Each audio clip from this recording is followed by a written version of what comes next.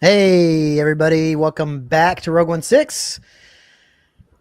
Look, we got a little bit of a panel here, which is really nice. Rob and Dan sitting very comfortably together. Very nice to see you guys. Nathan, Parm, Tony, thanks for being on. CC, of course. Yeah, sorry we're a little bit late. That's my fault, and that's fine. How are you guys doing? How's the holidays? How's the time? Did you have a good time with family? Distant memory, Matt. The holidays were a distant memory. We're back to no kidding. Back to work. Yeah. Did you guys get some good time away? Did you all stay home, or like what anything fun?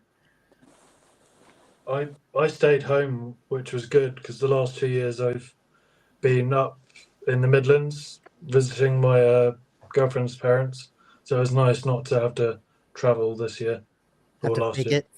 Were you banned this year, Nathan? Well, yeah, no, I just couldn't behave myself last time. That's funny. Understandable. Well, yeah, likewise. I was at home. I was sick before Christmas, and I literally just felt better on Christmas Day. And what a nightmare. Yeah, it was. There's a lot of it going around here, so so I didn't go anywhere. Oh, I'm glad you're feeling better. Yeah. Cece, your mom came and visited you, right? Yep. Yeah, that's for a few days. So that was good. Good. Kept her entertained, which was good because I was like, it's been a few years since I've had family over for Christmas. I've never hosted Christmas before. I was like, I'm not cooking because I love you. We can go get food. So that was fun. Anybody get anything fun for actual Christmas Day? Like, did you actually any collectibles at all? I can't imagine. There's not a lot of people that are buying collectibles for people. I got some Lego. Oh, did you? That's cool. Yeah, I got. It was my brother got me the trash compactor diorama, which is pretty cool. That's cool. That is cool. Oh, my sister has that one. I've not seen that one. Yeah, did you actually put it together, Nathan, already? Or yeah, I actually did it today. I actually put it together today. Very cool. How big is it? How big is that? Like, it's like about that. What she said. Oh, look at that! Yeah, it's about, that's huge. That's a girthy diorama. Yeah, it's a long one. That's good. I bet that is it's a good, motherfucker to stand on his bare feet. Say again? I bet that's not comfortable to stand on in bare feet. No. Keep it high up. No. I need both feet for it. Does it have a dino? Rob, you got something? Yeah, I got some video nasties. What is that? Video nasties? What are we talking about? CC, you know what he's talking about? I'm used to the adjective being before the, is it nasty videos? Yeah, what are we talking about? The videos that were banned in the UK. Okay. in like 1983 or something. Jeez. That's interesting. So, I'm building a collection. You know, yeah, why collect not? them all, right? Collect them all. Why not? 70, I think there's 72 of them, 39 of them that were successfully prosecuted. Holy crap. On Betamax, Dan? Obscene public. No. I'm not getting them on video. I'm getting them on Blu-ray and 4K. Oh, come on. Get them on the proper old tech. Ridiculous, isn't it? 1984, you could not see them unless it was under the counter in the local video shop. That's crazy. But now pretty sure Evil Dead was one of those on movies, 4K. That's unbelievable. 4K. Brilliant. So are we talking like proper movies? Like actual movies? Yeah, like, just the UK just banned them. That's so crazy, dude. They wouldn't classify them in the UK, so they were like, you can't watch them. Dude. I think I think you're right. I think Evil Dead was one of them. Yeah, Evil Dead was one of them. Because I remember that was. It wasn't prosecuted, but it was on the other. It was on the Section 2 list. Yeah. That's so. Section 2. Section 1 were they were the hardcore. They were the prosecuted ones. So it was it like you got to go to the video store and go behind a curtain with all the porn, all that shit? Like, is that where you find them, or you just had to go to the right video store? Yeah. It takes me back to being 12. You know, going watching this stuff. Dude, that's it didn't do me any harm. Well, not now. Oh, that's great. That's cool. Well, I'm glad everyone had a Good time, good break, good apart, holiday. Apart from that, Christmas was shit, mate. Christmas was shit. Do you know what? I actually now hate Christmas. Why? Because he's Rob. It's shit. I was going to say, you don't strike me as a person that would love Christmas. Is like it just a month beforehand? I used to like it when the kids were little. Mm. You know, it was special then, wasn't it? Sure. Now you've got 6 weeks beforehand. You've got to listen to shit music, and then everybody goes out all shopping at the same time. Yeah. To buy a load busy. of food for one meal. Mm-hmm. And it's busy, like, oh my God, the Good shop's going to be open in a day. Why are you buying so much stuff? Yeah. But everybody does it. When everyone literally stops working basically halfway through December. Pretty much. Like they just kind of give up. Pretty much. Yeah. They just Like, kinda don't give me any work now. I don't want any work. It's crazy. Until the new year. And then the new year comes and I'm like, why have I got work to do? Yeah, I got to get back into it. Well, it starts too early, like September. You go into a supermarket and there's Christmas. Oh, yeah. September. Tony starts in September. All right, you ready? This is my life now. Ready? Soon be Christmas. Soon be Christmas. It's a year away. Stop it.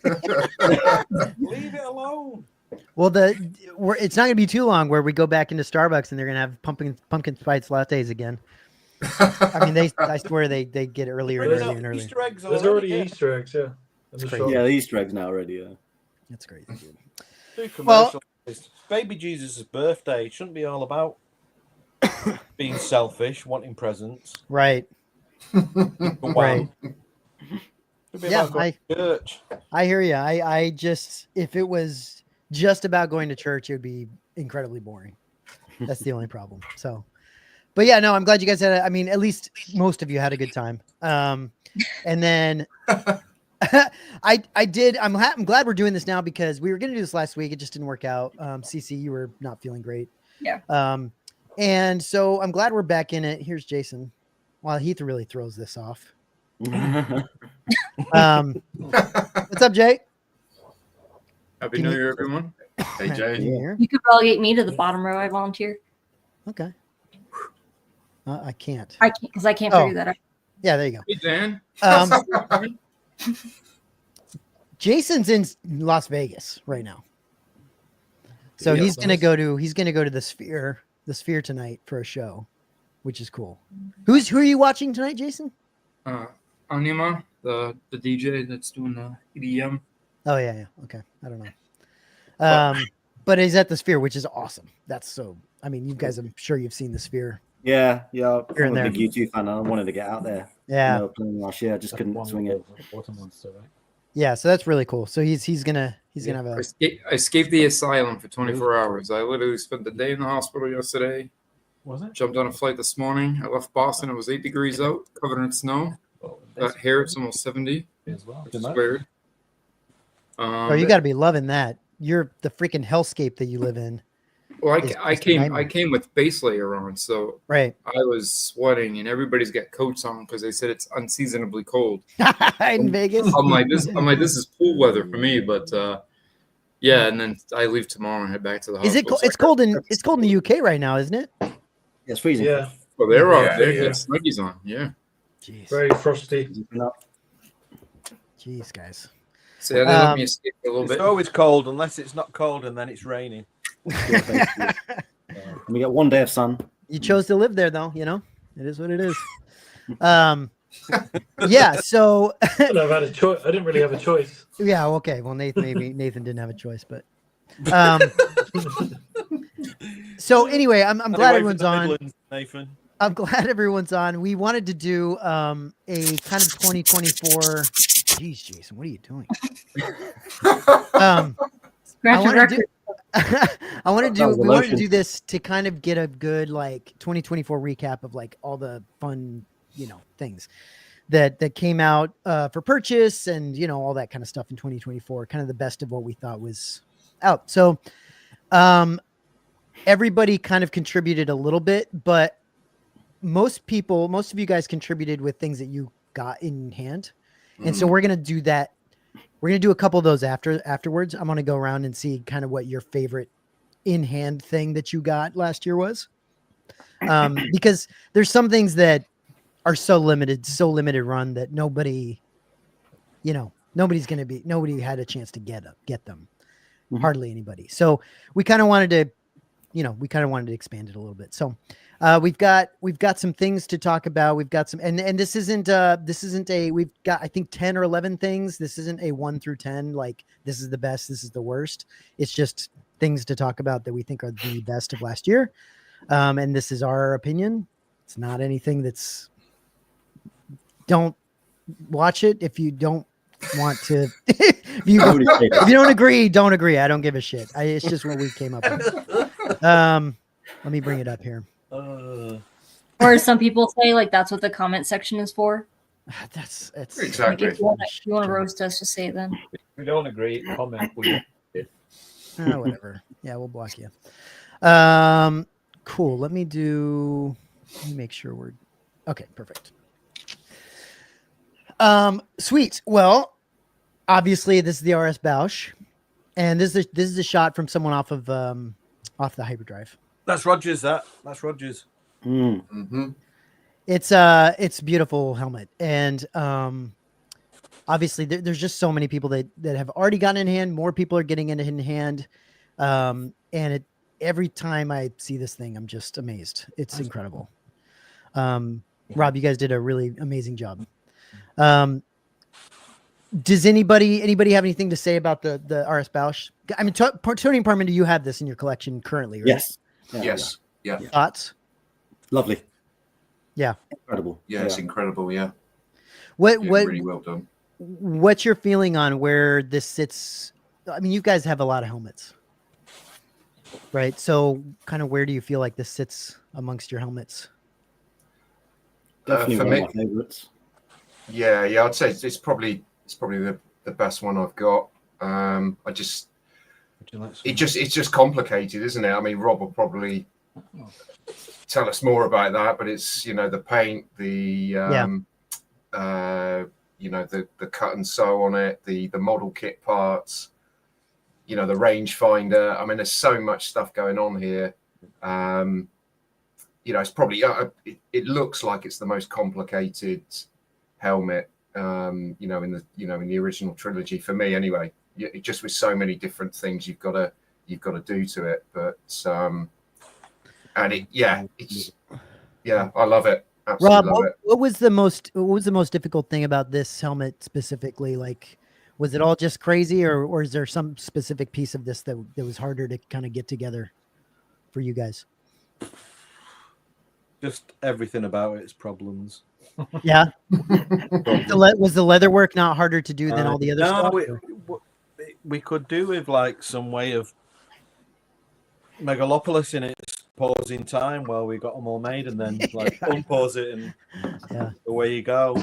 It's just time. It's a big one. Yeah. There's a lot to it, and you just got to break it down and don't think about the leather. I mean, we started it and we were like, we'll worry about the wet leather a little bit later down the road, shall we? Did Becca paint all these, Rob? Yeah. Yeah. She did a great job. Yeah, everyone. It's Becca's project, really. Yeah, right. It's really, really amazing. When we started it, one of the problems with the time on this was when we started it, somebody else was going to do the leather. That was the original plan, and we got the prototype one in, and we're like, this ain't quite right. And then Becca just completely took over, basically. Yeah.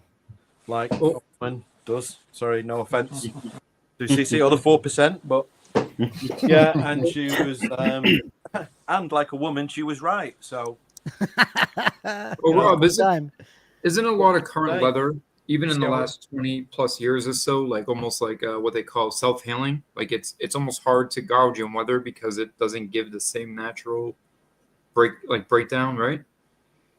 Was that part of it or no? Not sure. I missed what was the beginning of the question. So saying I know a lot of leathers, like I want to say newer, but even leathers in the last 20, 25 years, they have what's called sort of like a self-healing property to them, where like if you try to weather it and kind of scratch it up and gauge it, it doesn't emphasize the, like scratching the leather, roughing it up. It doesn't really go through. I don't think that would apply to this because this isn't like a leather that's manufactured, for clothing or for. Oh, so it's not like a mass. Okay, that makes sense. Or for furniture or clothing. It's a very natural. It's a very natural product, so it's not got any of that going on. Yeah. It's basically it's organic, Jason. It's not even cow, is it? I don't think you could say what it is, but I thought that was the whole thing. It's not cowhide. I can't remember. It's human skin. It's people. It's people. Yeah, Simon has got no force. Like Soylent Green. He's stretched over like 100 hours. Skin of people who complained about lead times. He's not Buffalo Bill a few people. I was going to say Buffalo Bill was consulting on this one.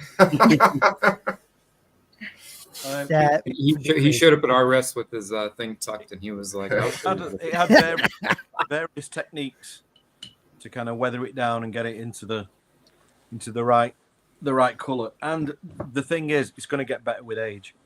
Yeah, that's cool. Yeah, that is always a great thing. And if it's okay to say, the sort of missing greebly has now been identified, correct? Or the unidentified greebly? Don't think so. On the rangefinder. Yeah, on the rangefinder. I don't know. I've not seen that. Oh, really? Okay. I think I'll shoot you a message. Okay. I mean, I could be wrong. Cool. Anyway, we thought this would absolutely deserve to. I mean, this was a technicality, right? It came out in didn't it come out in 2023? Maybe late 2023. I can't remember. Yeah, the order. Yeah, but it was the pre-order was for 2023 with it to be actually released in shipped in 2024. So it's on the cusp of that. Yeah, but I think it deserved it. So it's an amazing piece. The next one we got up here, gosh, if it loads. Okay, here we go. This one, honestly, this one to be a fun little piece for the $100 they cost. I wasn't thinking about this one, and CC put this in the list, and I was like, this has to be in the list. It's amazing. I think this caught everyone by surprise, especially once they got it in hand and realized it's actually amazing, like for real's amazing. Price point. Well, we have to preface that it's amazing for the price point. Yeah, of course. Yeah. Okay. Not that it isn't bad, but I'm just saying, like, and I'm not being. This isn't satire, but somebody like Dan might look at this and find a lot of inconsistencies. No, he's agreeing with you. He's agreeing with you. I agree. I actually have one. Yeah. Because didn't I think I paid 120 euros on right. Yeah.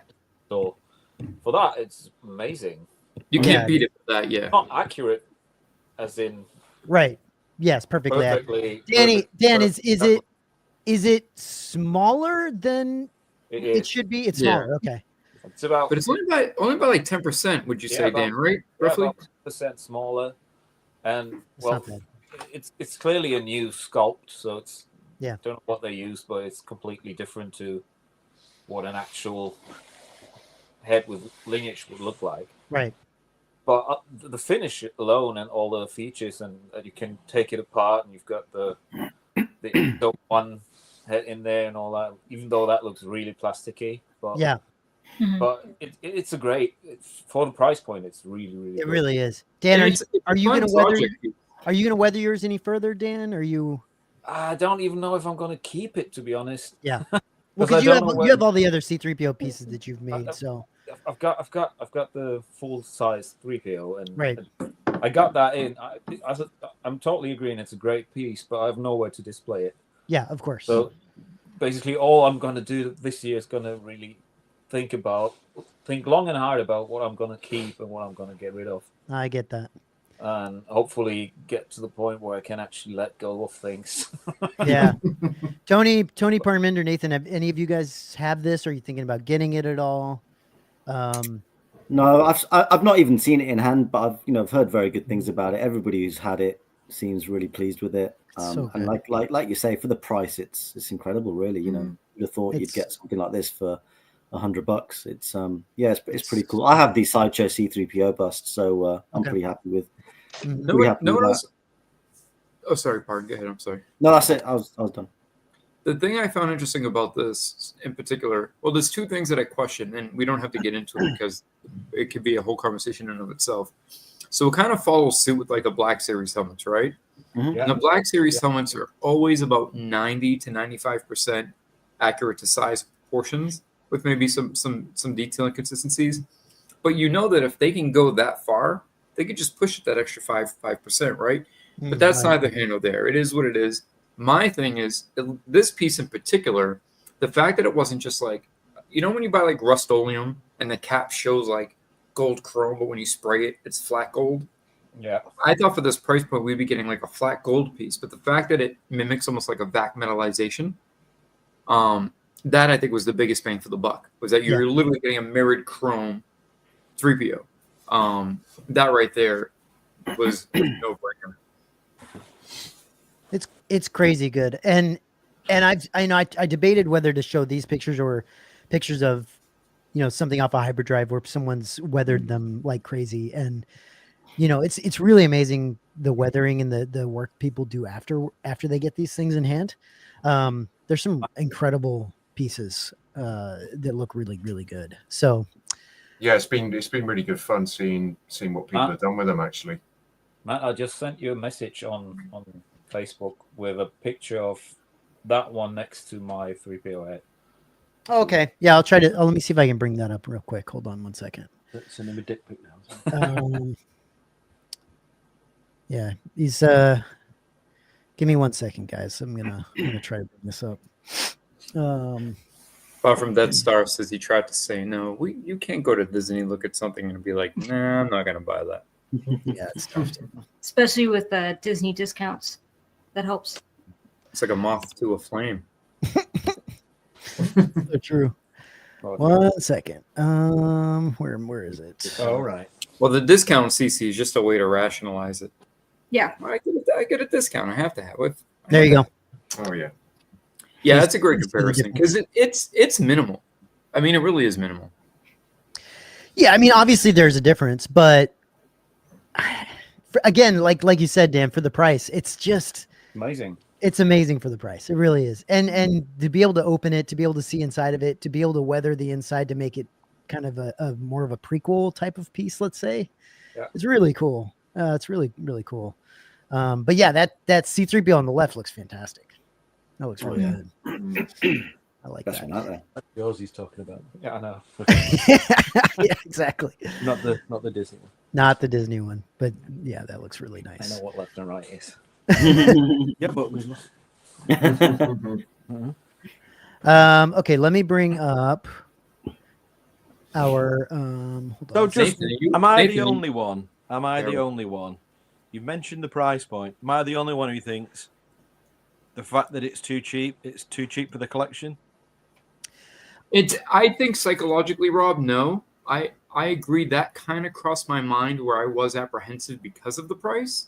And then when I started seeing people talk about it, people that got it in hand before it was released on site, and that's that weird psychological thing, right? Or even companies take that into consideration. You got to kind of price something higher so people believe that it's of quality. So I kind of had that sentiment. I think me and Matt even chatted about that for a quick second, right? Oh, for $100 you're going to get garbage. So yeah, no, I think that's a valid point. You know what? Maybe for someone like me who was in a different tax bracket for most of my collecting career recently, they're good placeholders. There. Not that I think that, you know, Dan could probably attest. It's not easy to get something like this from an actual, like a really good prop maker to begin with. That's almost like saying, hey, I want like a reasonably priced full-sized R2 from like the Builders Club. Like that's, you know, what there's nothing reasonable about that. Like I still have, oftentimes what happens is I have like some Black Series helmets that are like placeholders. And then once I get like a legit one that I'm happy with, I kick those to my office at work. So if my coworkers are fucking around with them and it gets broken, I'm not worried about it.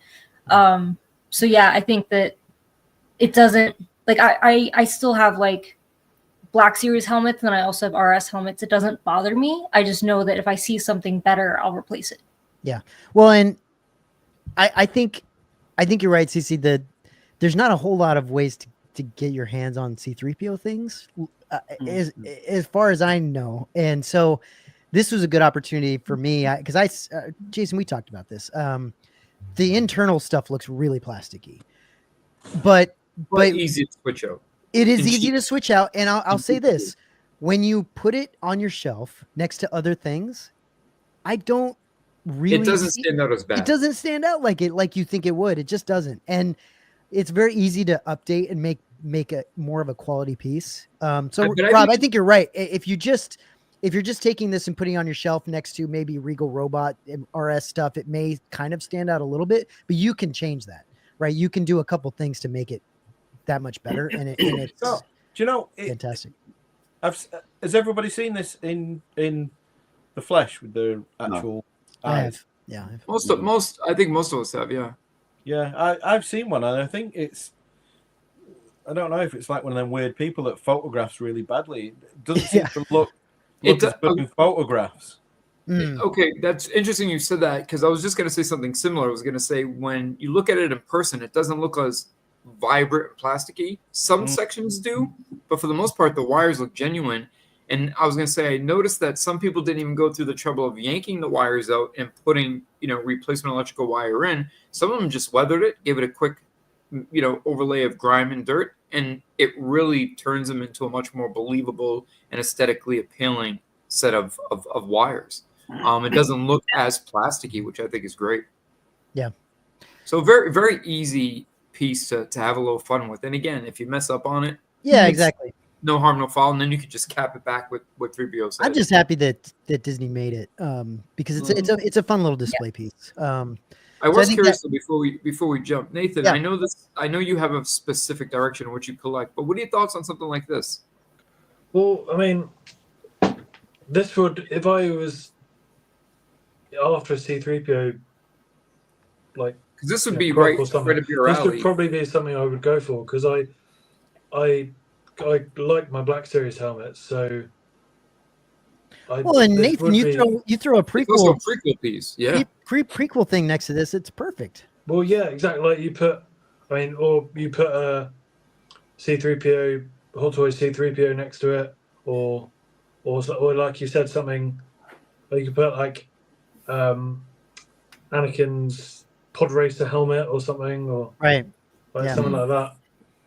It would be pretty cool. I mean, God forbid they make the child at maybe, child Anakin at some point, but you could do that too.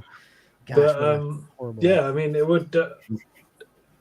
I mean, if I had more space, I think. Yeah. Interestingly enough, the mouth and the two forehead pieces are actually metal. Oh, that's cool. Really? Are they still? Was this straight up? This was a limited piece, right? They didn't just make. It was limited to 3. What was the number? 3,100. It was the quote, like about like the possibilities of. So yeah, it was like 3,000. I've heard that people are still picking them up in the Disney parks, but I know they sold like freaking hotcakes both on the U.S. website and I have a bunch of friends who had heartburn about missing out on it on the UK website because they went so fast. Yeah. So went like in less than an hour. Yeah, and I'm kind of glad because I'm not happy that people missed out who really wanted it, but I'm glad it did as well as it did because I hope that tells Disney that like we need more shit like this. Yeah, that's cool. It'd be great to do more original trilogy stuff like this. Art from Death Star says, I have mine displayed away from other helmets and it looks good by itself. Until someone makes a good legit one I can get my hands on, it will stay in my collection. And that's, I think, how a lot of people feel. You know, I love C-3PO stuff. I love R2-D2 stuff, but it's just hard to get legit, stuff of that. So what are you gonna do? So let's move on to the next thing. The next thing we have is the Lan Props Jedi Communicator, I think it's called. Yeah, Jedi Comlink. And I mean, look, I know not a lot of people can get their hands on these things. Like it's like what 50, but it's still pretty amazing.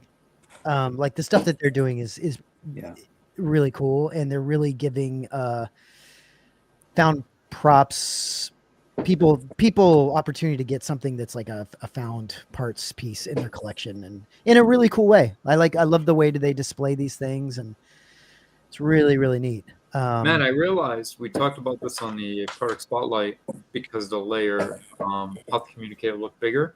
But height-wise, it's still consistent. So if you line all four up, they're still all the same size. Oh, that's cool. That's satisfying. So I thought that was pretty interesting. But yeah, they're knocking it out of the park. I mean, they came out with the general badge, and it wasn't that it was a bad piece. I just don't think a lot of people were aware of it. And people who got it in weren't really showing it off because it was just, oh, I got this piece. Yeah. When this dropped, I mean, I think, Dan, you remember I posted something, you even corrected me. I think it was 30 minutes, 20 minutes. It was something like that. It was wild. And I just think moving forward in 2025, I just think they have some really great things coming forth, because I hate to keep making the comparison, but it is true where I feel like for a Lan Props style piece to put on display is equivalent to like Regal Robot level quality and detail. Yeah, they're really killing it. Yeah, it's very unique what they're offering as well. I mean, nobody's done this before. The kind of stuff that that's the genius thing. Not to that kind of level. Yeah, right. There were crappy resin kits before, like.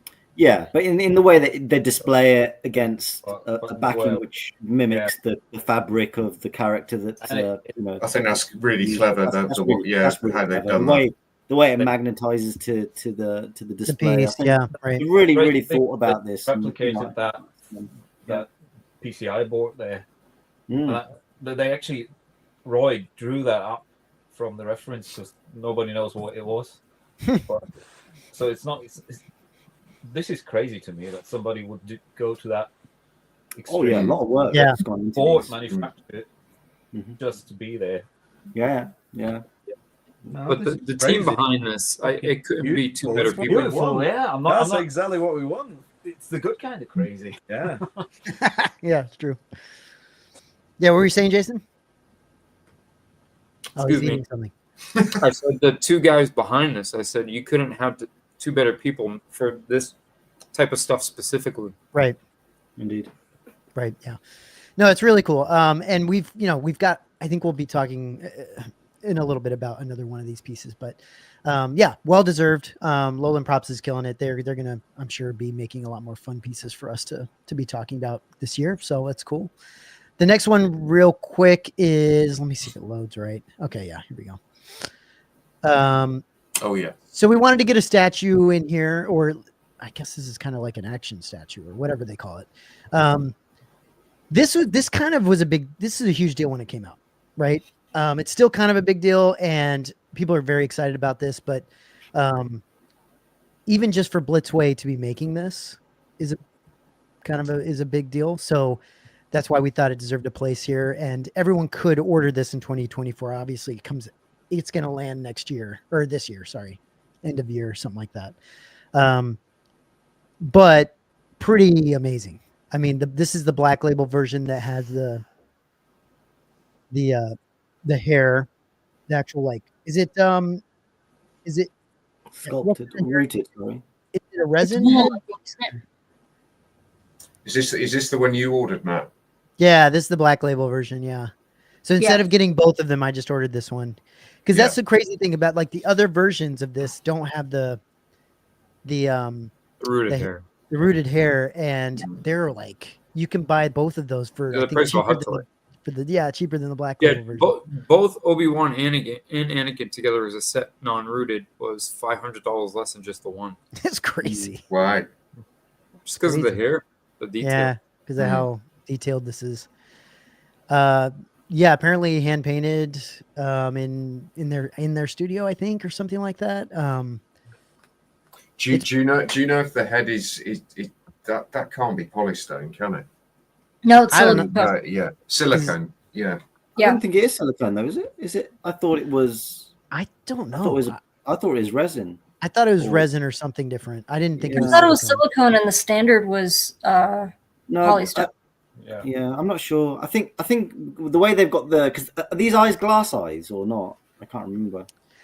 I think that tends to be CC put up a breakdown of it when we first talked about it. I just can't remember the details. Yeah, I'm pretty sure the eyes are glass, and the portrait silicone, and the hair for this is rooted, and then the standard one the sculpt is polystone, and then I think you could still move the eyes. Resin head. Yeah, so it's a resin, metal, ABS, and magnet on the head. But weird, it's not. I don't know what they mean by resin. Then technically, polystone's a type of resin because it's a combination of like the porcelain, concrete, silicate, whatever, with resin, making it polystone. So it's interesting that they say that the body is polystone and resin, but yet the face is just resin.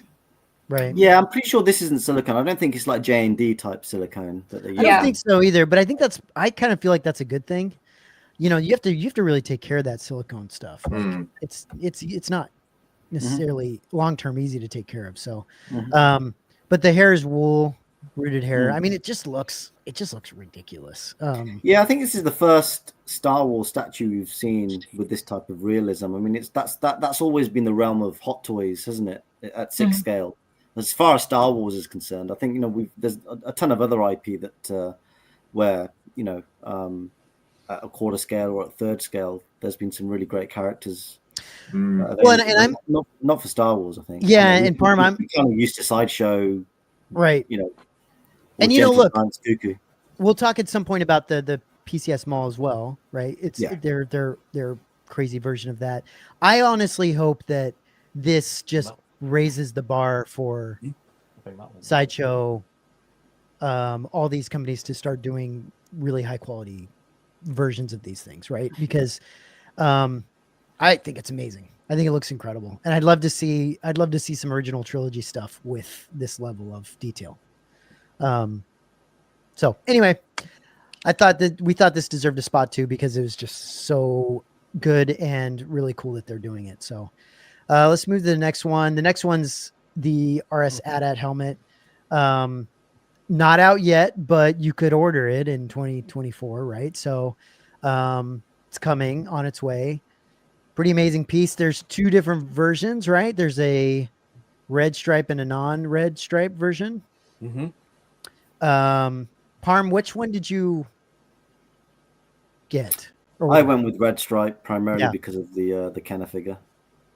I feel like a lot of people did. I feel like a lot of people went red stripe. I think a lot did, yeah. That's what I did too. Most people I know went red. Yeah. Tony? Exactly the same, yeah. Red stripe because of the Kenner figure. Rob, did you guys? You sold an equal amount of both, right? I imagine. Yes, I think so. Yeah. Okay. Did the red stripe go a lot faster, or? There didn't seem to be a great deal of difference between the two, really. Okay. Both went crazy, right? Yeah. I'm excited for this one, man. This is going to be great. I'm a little bit like I don't have a TIE Pilot helmet, and so I don't know the size comparison with some of these helmets, and so I feel like I'm going to get this thing, and it's just going to be like, where the hell do I put this thing? It's big, yeah. It's big, Matt. Yeah, it's big. So that'll be fun. I'm sure that'll be great. It's a couple of inches bigger, or kind of all around than a Stormtrooper helmet. Than a Stormtrooper helmet. Okay. Or I was going to say, and because you had didn't you have almost all of the X-Wing helmets? Yeah, right. I'd assume it's almost the same size, but obviously it's got the faceplate. Yeah, bigger. So it's way no, bigger. it's It's bigger. way bigger than that. It's way big. Yeah, those X-Wing helmets aren't very big. I mean, it's the same halves, but the Mohawk strip is wider and widens it out. Faceplate. Oh, got it. Okay. Faceplate adds so much volume to it. It's just insane. Not seen one in flesh. Once you see it, you'll be surprised how big it is. Yeah. It's 40 mil wider, so it's getting on for. I'm excited, man. I'm excited to see all the greeblies, all the craziness that you guys put into this. Looking and forward the big to it. fat ears on it as well. Oh yeah, yep. Oh, that's the canisters in the back as well. I love the 2 sort of cogs. This is even bigger than these guys. Yeah, I love that. Love that detail. Where do these come from, Rob? Do you know where what are these things? The pre-tensiometer things. Yeah. I think they are an on-off and volume control off of something. Okay, interesting. Like a radio or yeah. So whether or not they pulled them out of something, or whether they just found somewhere that had those, It's really amazing that they just took shit and just put it on things. Like, yeah, this will work. This will look good. Because am I right, Rob? Did they just spray canned this, didn't they, for the film? Is that right? Yeah. They just there was no sort of Yeah, there was no primer or anything. They kind of just masked out the. They didn't take the eyes out, just masked them out a bit, and then just rattle canned it or something. Spray it all on. Yeah. Yeah. Well, such a quick shot, right? I mean, so fast that they're in there. They're probably like, what are we going to put all this work into this for? and then everybody loves it. It's so funny. Yeah. Well, anyway, we're looking forward to that. We thought that deserved a spot too. Obviously we got to have something from Regal Robot in this. And so we put this guy in there. I mean, there's a couple of them. It's tough to kind of pick because they come out with so many good pieces, but this is the non-legacy version because this is the only one that's still up on their website. So I just picked this one, but obviously they have the legacy versions of these. Tony Parmenter, you picked this up, yeah? Mm-hmm. Yeah. I mean, you guys are stuck in that. You guys are, we could do a whole show on that, Matt. We'll have to come back to you on that one. You guys have just dug yourself a massive hole with these things. I mean, that you just got to keep filling. You don't have to buy them all. You don't. We've had this conversation. But Rob, you're dealing. I mean, you know the people you're dealing with. I need help. I need help, Rob. You know, it's just... I've got my first one of these. Not this, but the maquettes. Yeah. Dan, you've got one. Dan was telling me he's got one. Which one did you have? Dan, which one did you get? I've got the Max Rebo. Okay. Got that at Celebration. Yeah, that's right. That means he's got the elusive signature one that everybody wants. Yeah, exactly. Yeah, I do. That's the one everybody wants. The office. Yeah. Message won it. He was telling me he hated it, and I was telling him I hate it too. Rob, which one did you get? I got the. You can't see him. He's right behind here. He's in this cabinet, right next to my space from the Boushh helmet, which is a space. I got the bib for tuna. Okay. Oh, okay. Okay. Only because I thought that was going to sell out the fastest, but this is making me want to go on there. We were looking at these before, weren't we? I'm going to have to get this Gamorrean one. Yeah, it's cool. I like this. I say this all the time when we talk about this. These aren't my jam, so I'm not a big fan of any of these concept pieces. Look at the size. It looks great. Same, to be honest. Sure, and that's fine. That's cool. I kind of think they've got a bit of a melted Play-Doh look to me, and I just don't really like that. But that's what I said. I said these were done in like 5 minutes, so George could go through the shop and go, I like this one. Yeah. I don't get the glorification. That's what people want, though. These days, that's what people, they want to feel like they have an archive at their house, which I can appreciate. I just not my thing. I got to say, it is quite funny when they interview when Tom interviews some of these sculptors, and you've just spent $600 or $700 on a maquette, and he goes, yeah, it took me 2 minutes in between my lunch break. I just chucked it together. Chuck some stuff on it, and may have been on some substances. But I'm sorry, but that's what they look like as well. It is. They just look like quick sketches of what we got in the finished film. Yeah. And I don't get.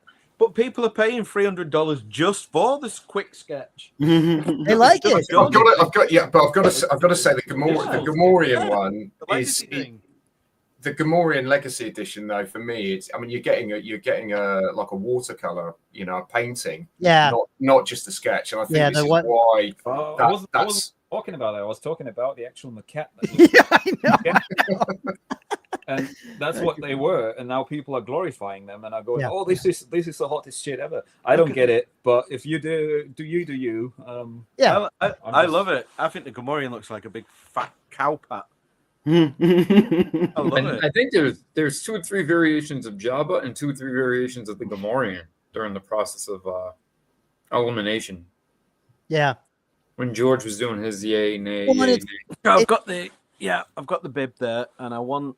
A lot of them do nothing for me, but I want the Gamorrean and I want the weak way. Yeah, the Weequay's cool. Weequay's nice. Weequay's nice. But I have the ability to pick and choose. So I really like this one, the Tauntaun. Yeah. The one that nobody liked. It was eventually at one point on sale for like $250. It was set on their website forever. Yeah. I think that's what I got mine for.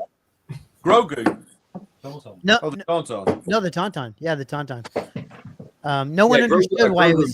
No one understood why it was just like a gray primer. They couldn't understand why this thing was. In this picture, they put it on a base that matches everything, but that was a lot of people's complaint is that it has the snow base. I don't give a shit. I think it looks good on either style of base. But I think that was the first one I ever got. I think it was the second one they ever did. It was either Java or the Tauntaun that was first. And I think that's what it kind of peaked for me. Like I have the Gamorrean and I love that, or I have it on order, at least I haven't gotten it in hand. But I am very choosy with these, but I also like the Play-Doh unfinished. Like there's even some art I have that's they're preliminary sketches and they're supposed to be very like undone. And I feel like there's something more. I don't know. I like it. I like the shape. I need to buy this Grogu and take it to the gun range because I just that shit-eating smile, that freaking piece of shit. Do you still have the giant, the full-size Gamorrean like hidden behind something? Yeah, I do. I have the Gamorrean. I don't display it because I find it to be it offends me. I don't like it. Honestly, it's not like I totally get it. I've talked to Tom about this. Like, you know, when we've been on streams, it's not my thing. Like, it's totally fine if it's your thing, and I think it's great that they make them because they're making exactly what's in the archive. There's nothing they can do differently. They're making it exact. So like, if you like that look, it's perfect. If it's such a good fit for Regal Robot. It's so niche for what they're into. Perfect. Chris Millen asked about how many maquettes they plan to do. Now, this is a speculation, but they probably have another 30 already prototyped and ready to go. So I think we're going to be seeing these for years to come, which is a great thing. But we've had this conversation many times in the past where this is when you start to decide, do I want just the maquette or do I want to get the signature and the legacy? Now, some people are going to do the whole collect them all process, right? Because that's just how we are as collectors. But you do have to start thinking about where you're going to fit both the signature plaque and the artwork when you have 28 of these or 32. I know. I was going to say. Guilty as charged. Where am I going to fit 97 film signatures? Yeah. Unbelievable. It's cold in the UK, but suddenly Tony's sweating for some reason. Tony's selling his entire collection to fit all of the legacy editions. He's having a special custom module case made just to fit the plaques. just for the Phil ticket tippet signings. Holy shit! I think you'll see. You know, it's crazy because of that. You know, it's either going to get case should do a Phil tippet module case. Yeah. You just sign it on the case, and then you don't need to put all of the things in. Put an actual signing on the magic case, and just put all his shit inside of there. Yeah, you're right. Holy crap! Yeah, man. and a photograph. Hey, you can get him to do a sketch of himself. Put that on it as well. He's got a carpal tunnel at this point. Tom's just like one thing I'll give Phil. Signature. I know sometimes he goes rogue in regards to like signing inside the line, but he's pretty consistent with his signature. Considering, his signature is pretty consistent across the board. When you look at somebody like Mark Hamill, Liam Neeson, if you will, Pedro Pascal, it looks like every single signature lately looks like a different person signed it. Yeah, mine are like that. Farm Destro says Tony can decorate around the house and tell his wife they are fine art sculptures. Not happening. Not Max Reba, we can't. Yeah. But sweetie, they had these done. They had these done at the Tesco in the bargain bin. Yeah, exactly. It's funny you should say that though. My wife, out of all the bits that I've got, she likes these the most. Does she? That's cool. Yeah. They are unique. Tony. Yeah. Have you not got like a grandchild or a nephew or something? Because you could be like, oh, look what you made in school. Oh my especially god. Max Rebo, especially that one. Stupid, that one. I hate that. And the one next to it, what's his name? The other band member? Droopy. This one? That thing just like a, that's just like a someone just went like this. Yeah. Droopy McCock. Yep. Oh, look at this one. Look at that one. Holy shit. Yeah, I mean, I think Weequay, out of all these, looks good. Weekway, I think looks cool. I do like the colors of Bib Fortuna. I think the color is same. really cool. Well, is that one? Yeah, cool. I think Yak Nico Face. looks Is that- cool. Neon looks cool. I Prune shirt face is- is rough. Prune Do you face know, is rough. I disagree. I think it's if you've got a connection with the character for whatever reason, Sure. then Yeah. I think you're drawn to it. And if not, like Nim Num. Yeah, I know. He looks like someone stripped his body of skin. Well, I'm just saying, compared to aesthetically, I think he doesn't look too bad. Ninum?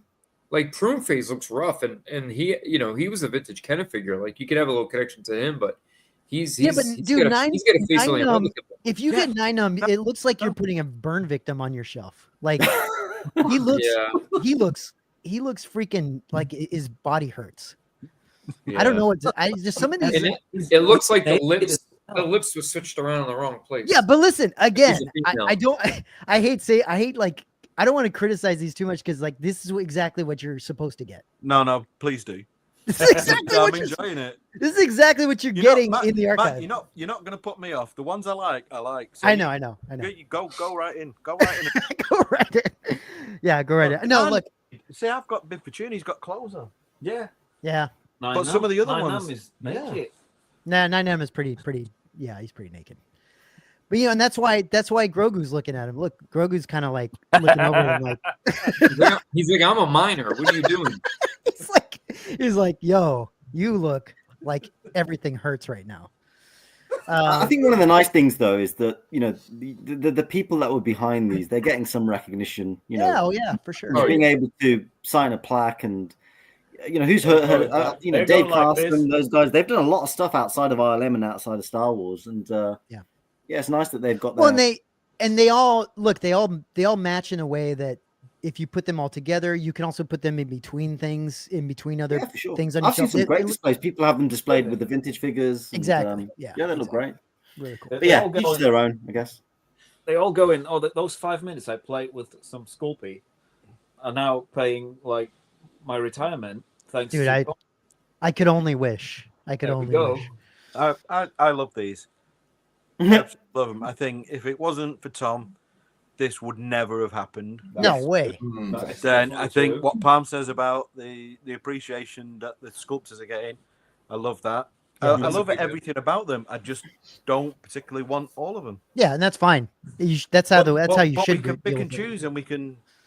Unless you're Tony, and you're just gonna have to buy Tony, one of them. Regardless. Tony, when you have as much room as Tony, you can just buy all of them. Tony, do you have Grogu? No. Okay. I don't. Thank God.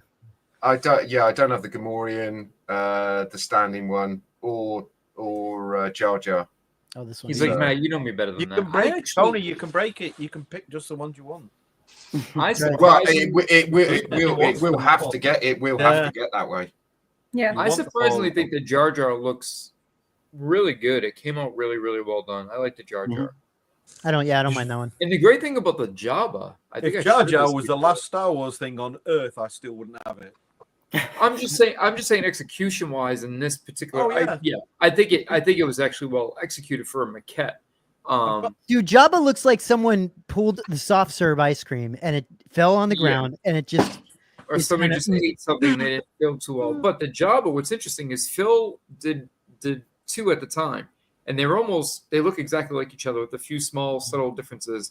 And one went up for auction not too long ago. Now it's been about 10 years, but you could buy the actual one from Phil. I think it sold for around $8 or $9 grand. And when these were selling at the beginning of last year, between February and March for $2,000 to $3,000, I was like, that's the cost of a real production maquette. That's crazy. It's craziness. Yeah, it's crazy. Especially where retail is only $300. Anyway. Yes. Anyway. These do deserve all of these in their own way deserve a spot. I think they're, and he's gonna make 1,000 more, so it's cool. Let's do something that CC can actually talk about because she mentioned this one and I agreed because I think it's great. This is the Matt Ferguson episode 1 Phantom Menace poster, and it came out absolutely beautiful.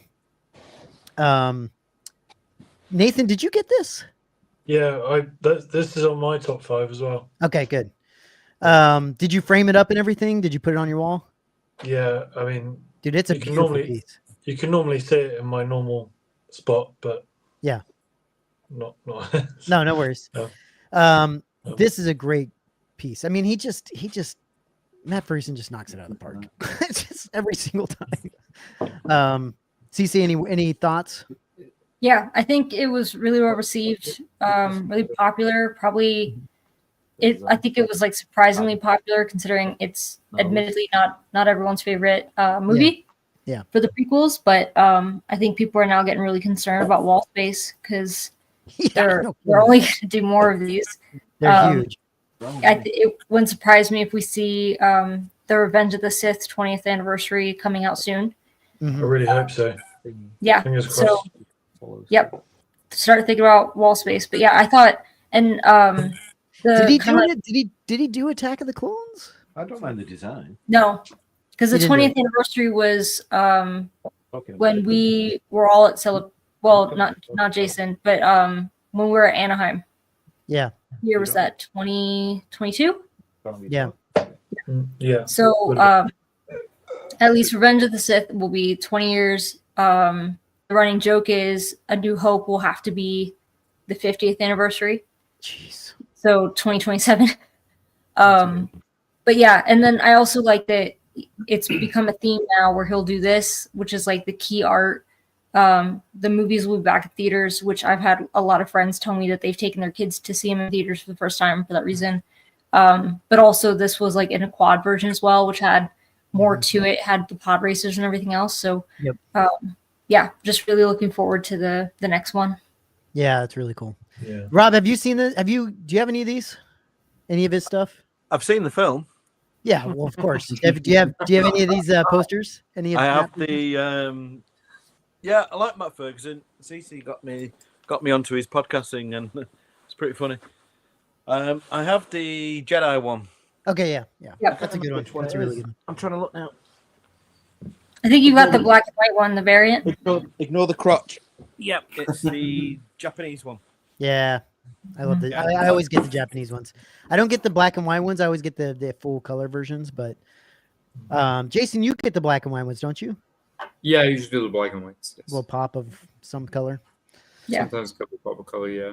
Yeah, I mean, but just recently, they're great. There was an email that went out a couple days ago where they were releasing just a handful of the last of the Doom pieces. Yeah. And they were on sale. It was like $45 or $50. So yeah, I grabbed one of those. The ones that we missed, remember the ones that sold out pretty quick? Mm-hmm. Yeah, they just put up, they said, once they go out, they go. They said they had like 5 or 6 or something. Oh, that's cool. Yeah, his stuff's amazing. And I'm like CC said, I'm looking forward to when he. I mean, look, they're so big. They are so big. These posters that it's like, finding space for them is really tough. But I do love this. I love the stuff he does. So, let's move on to what is this? Oh, this is another Lowland props. What a beauty! What a beauty! Yeah, this was a fun piece that they put out at the end of last year.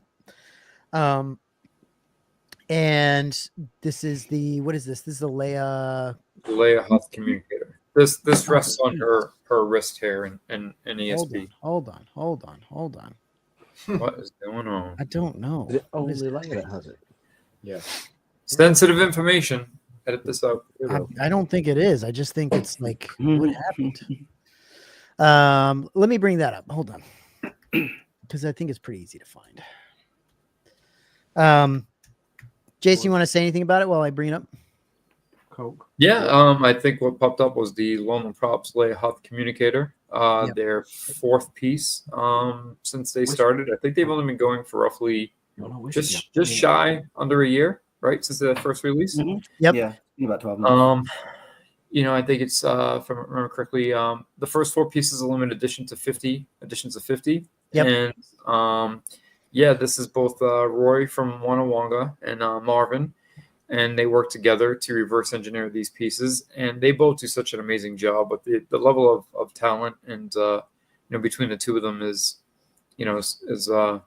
amazing, and the fact that they're able to get the original found parts, and even like I mentioned during production, a lot of these pieces popped off, and they were able to even go back and do screen caps and grabs and shots and really figure out what goes where and how. And But And then Jason, you have this. You said it's got a good amount of heft to it, right? Like it's pretty. Yeah, it's a nice. It doesn't have like, you know, whenever, because I talk to a lot of people about Lan Props just because, again, as I mentioned earlier, they started off with the general badge and then the hub communicator, which did better, and then it just kind of blew up more so because people started recognizing and realizing like, oh, what's this? Who's this? Where can I get this? And with those conversations, it's kind of like, hey, what do you think of this? And the idea of a lot of people where it's like, well, the thing is, I think it's great. I love it. But if I'm going to do the found prop, I'd rather just do the actual found prop. Mm-hmm. And that's, Matt, you know me firsthand. That would be my go-to, right? But we're looking at a piece here that has 1, 2, 3, 4. You got 5 pieces, 6 pieces just off the JA official turntable. Come on. That's going to be crazy. $3-4 grand alone. Yeah, it's crazy. And it's something about the money. You get a fine one first, a complete one, right, to pull all those pieces off. So that's that. Then a Unimax switch, right? Which for a while they were a little bit easy to come by, but they're getting a little bit harder and harder and a little bit more pricier. So for less than $300, it's all done for you, and it's not just thrown together and painted and cleaned up. Like they got the little glue marks and the scratched off paint, and you know it's just so well done and so well executed. And then they take it that step farther by putting the correlating fabric behind each piece. And then this one took it even one step farther because as it sits here on the display piece is exactly as it sits on Leia's arm, where she has a patch in that exact spot that the prop is attached to. Right. So I mean, it's the best of all worlds there. Yeah, and that's genuinely an unbiased view for me. Yeah. Yeah. No, I mean it's an amazing piece. I mean, Cece, you have this too. Did you get it in hand already? I think so. I just got to pick up the package. It should have arrived. I've seen a few people in the US get them already without expedited shipping or anything. Yeah. But yeah, I was unable to get this. I didn't want to regret not getting it once it sold out as well. Yeah. But I think it'll go great with a few of the like Leia wearable pieces I have. It's really nice. It's really nice. Rob, you don't have any of the Lowland stuff yet, right? Do you have anything yet from Lowland? No. Okay. No, not yet. I love it though. I think it's an absolute genius idea. Yeah. He said to Dan, he was like, "Am I allowed to say that I got the first one free?" Dan's like, "No." He's like, "No, I don't have it." I'm kidding. No, I was just asking Dan if he'd got his yet, so we could. Dan, you got a couple, right? You got the Jedi Comlink. You got them all. Yeah. Oh, I've not got this one in hand yet because Roy's coming over next weekend, so he's hand delivering it. Special delivery. You can't beat that. Very nice. But yeah, I've got them all. But That's Roy makes me feel short, so I'm glad I don't have to meet up with them in person. Just presented well, isn't it? It's great. Yeah, okay, Rob, That's the genius behind it. Mm-hmm. I'm glad you said that because not only is it presented well, but one thing we talked about was the stand is of actually really well-made quality. Right, Dan? Dan, it's a metal, isn't it? Yeah. It's got the grommets, but it feels premium. Yeah, it's really nice. Okay. And I know there's another company that are making editions of something, and you know, when it comes framed, it's just like a lot of people have said it's equivalent to like a dollar store frame. And I get things have to be cost effective to pass it on to the consumer, but you know, these just have a premium feel through and through. And even the way the little like badge of the detail badge there, you know, that inlays and that's brushed, you know, steel or metal or whatever it may be. But yeah, just all around, I think this is really, really thought out and really well executed, and you just can't beat the price point. Yeah, it's really, yeah, you're right. The price is actually really solid. These are going to be this. I think moving into this year, as more pieces get released, let's say they do 3 or 4 pieces this year, maybe 5. You're going to see a lot of people backtracking, trying to collect the first few. Yeah, and there's but there's only. I mean, there's only. Already, 50. I think we're already starting to see that. Actually, I think we're already starting to see. We are starting to buy see posts for some of the previous stuff. Yeah. The only issue with that is most people that bought them because they really want them. So unless you're in an extenuating circumstance or you have something that, you know, an opportunity came up to purchase something and you have to move something quick, other than that, I don't see too many people letting go of these. Yeah, I agree. Tony Parminder, did you guys pick these up? Any of you guys? I didn't. I think Tony did. I picked this one up. Yeah. Okay. Yeah, it's fantastic. Yeah, that's really good. I'm glad Did you you guys get any of the others, Tony? I just got the first one, the Rebel General badge, but I missed out on the Hoth communicator. Regret not getting that. Well, like Jason said, that not many people really knew or understood what they were doing at first, and so they didn't. Those didn't those sit on the website a little bit, Jason? General badge sat for quite some time, but then as people started kind of seeing them, asking, "What's this?" Someone might show like, "Hey, here's my new haul," and it might be in the background. Hey, what's that thing over there? Then when the Hoth piece came out, I think that sat for about 2, maybe 3 weeks. But then by the time the third one came around, the rumblings had already started. People had already been talking to each other. The networking started. And then and plus, the Jedi comlink, especially for prequel fans, we're at that point where the prequels are at that 20-plus year anniversary too. Yeah.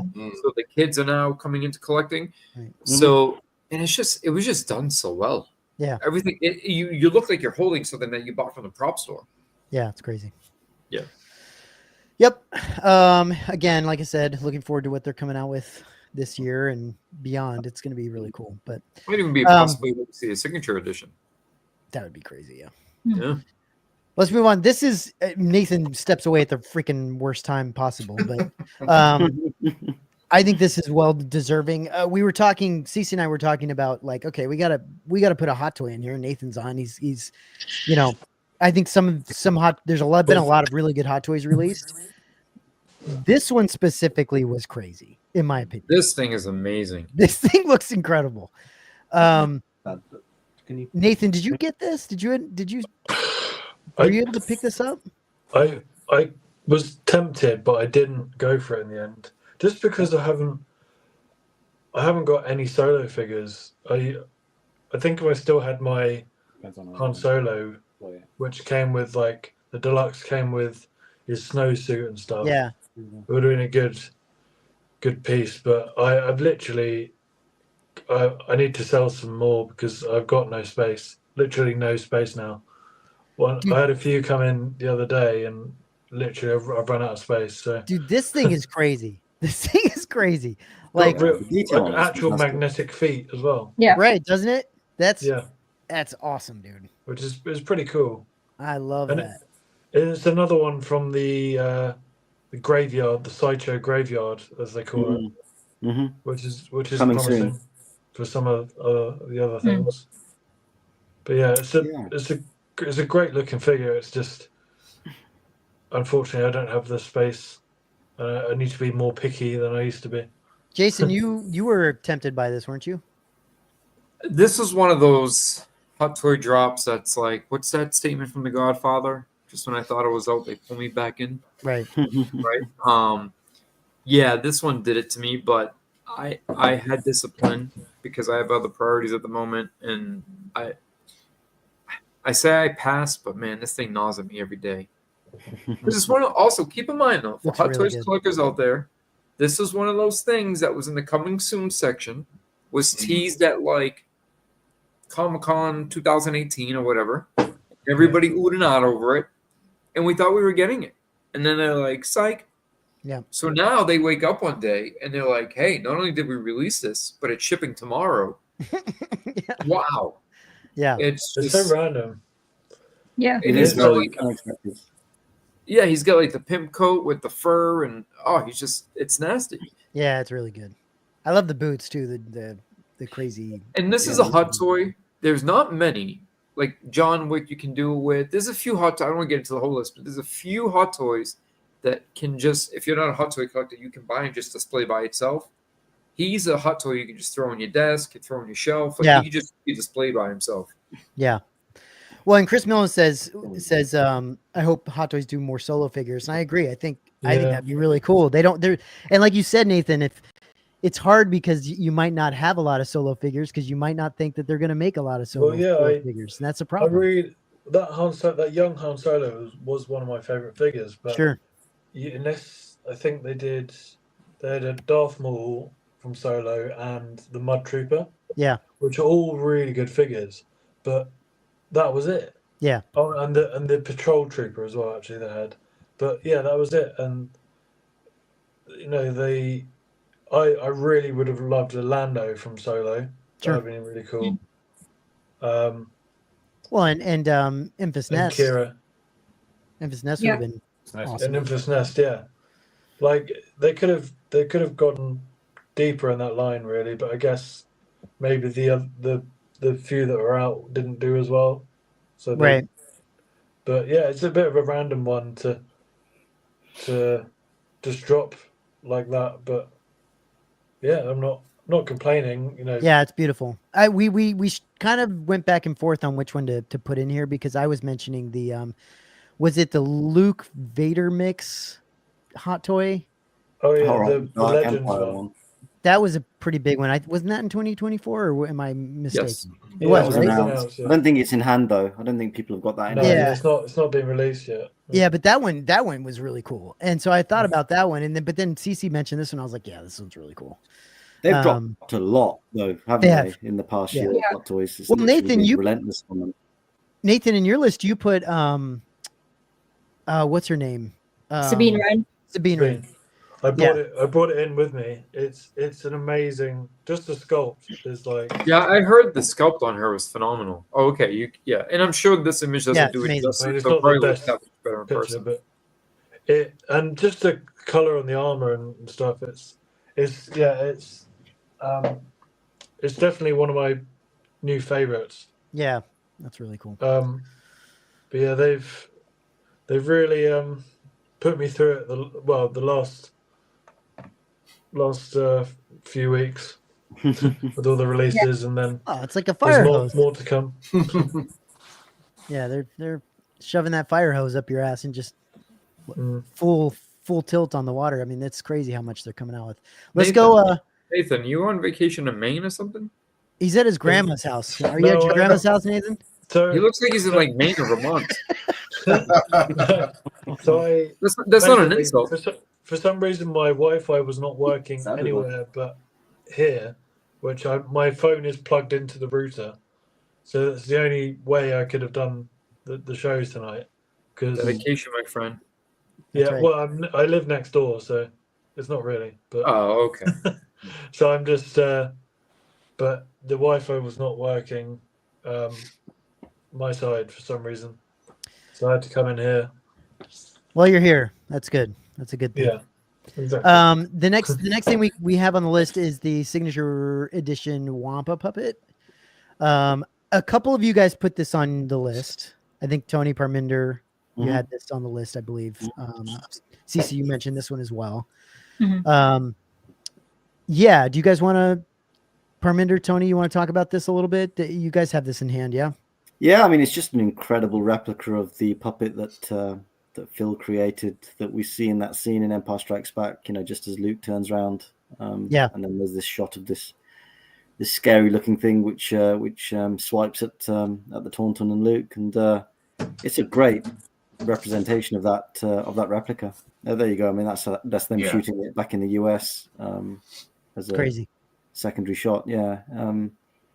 It's one of those things from Regal that looks so much better in hand as well. I don't think pictures do it a lot of justice. There's a lot more depth to the weathering, just the texture as well. It's a bit like the Chewbacca bust. I think the Chewbacca bust just is so much better in hand than it's incredible in hand. Yeah, pictures convey. Yeah, and I've got it right next to me here, and I look at it every day, and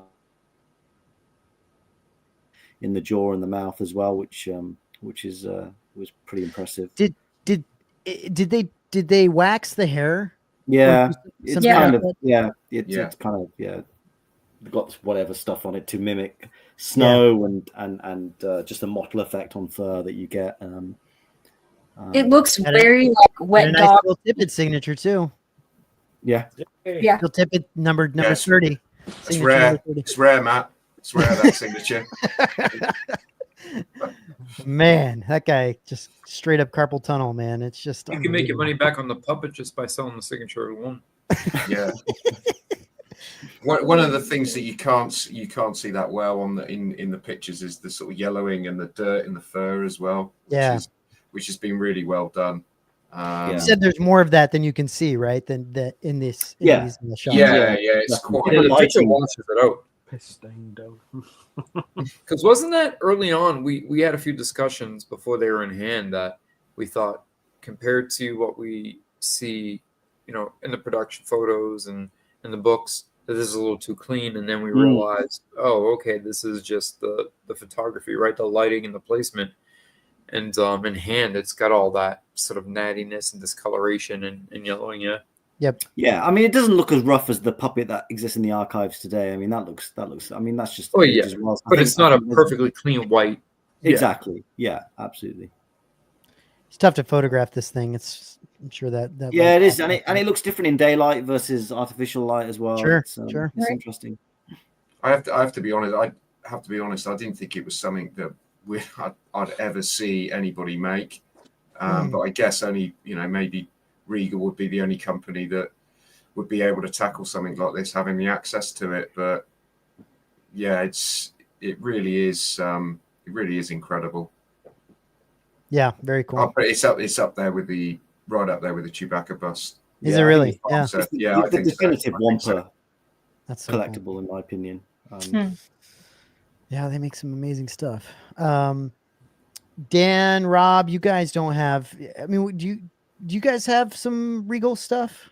You do, Rob, don't you? Yeah, Dan does.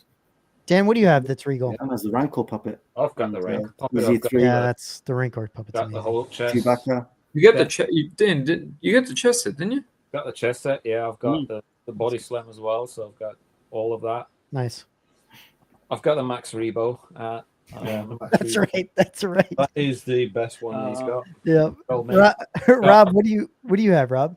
CZ3 as well. CZ3's got pretty much everything. Are any of it signed? What? Is any of it signed? Yeah. Because I've it's got signed. loads of Phil Tippett signed. Phil Tippett signature. Are you getting this, Dan? I have this guy up here. No, I'm not. Oh yeah, Tauntaun. Yep. Or I'm sorry. The yeah. That's good. That Tuscan bust is amazing. It is. It's really good. I have that too. And the Gaffy stick. Yeah.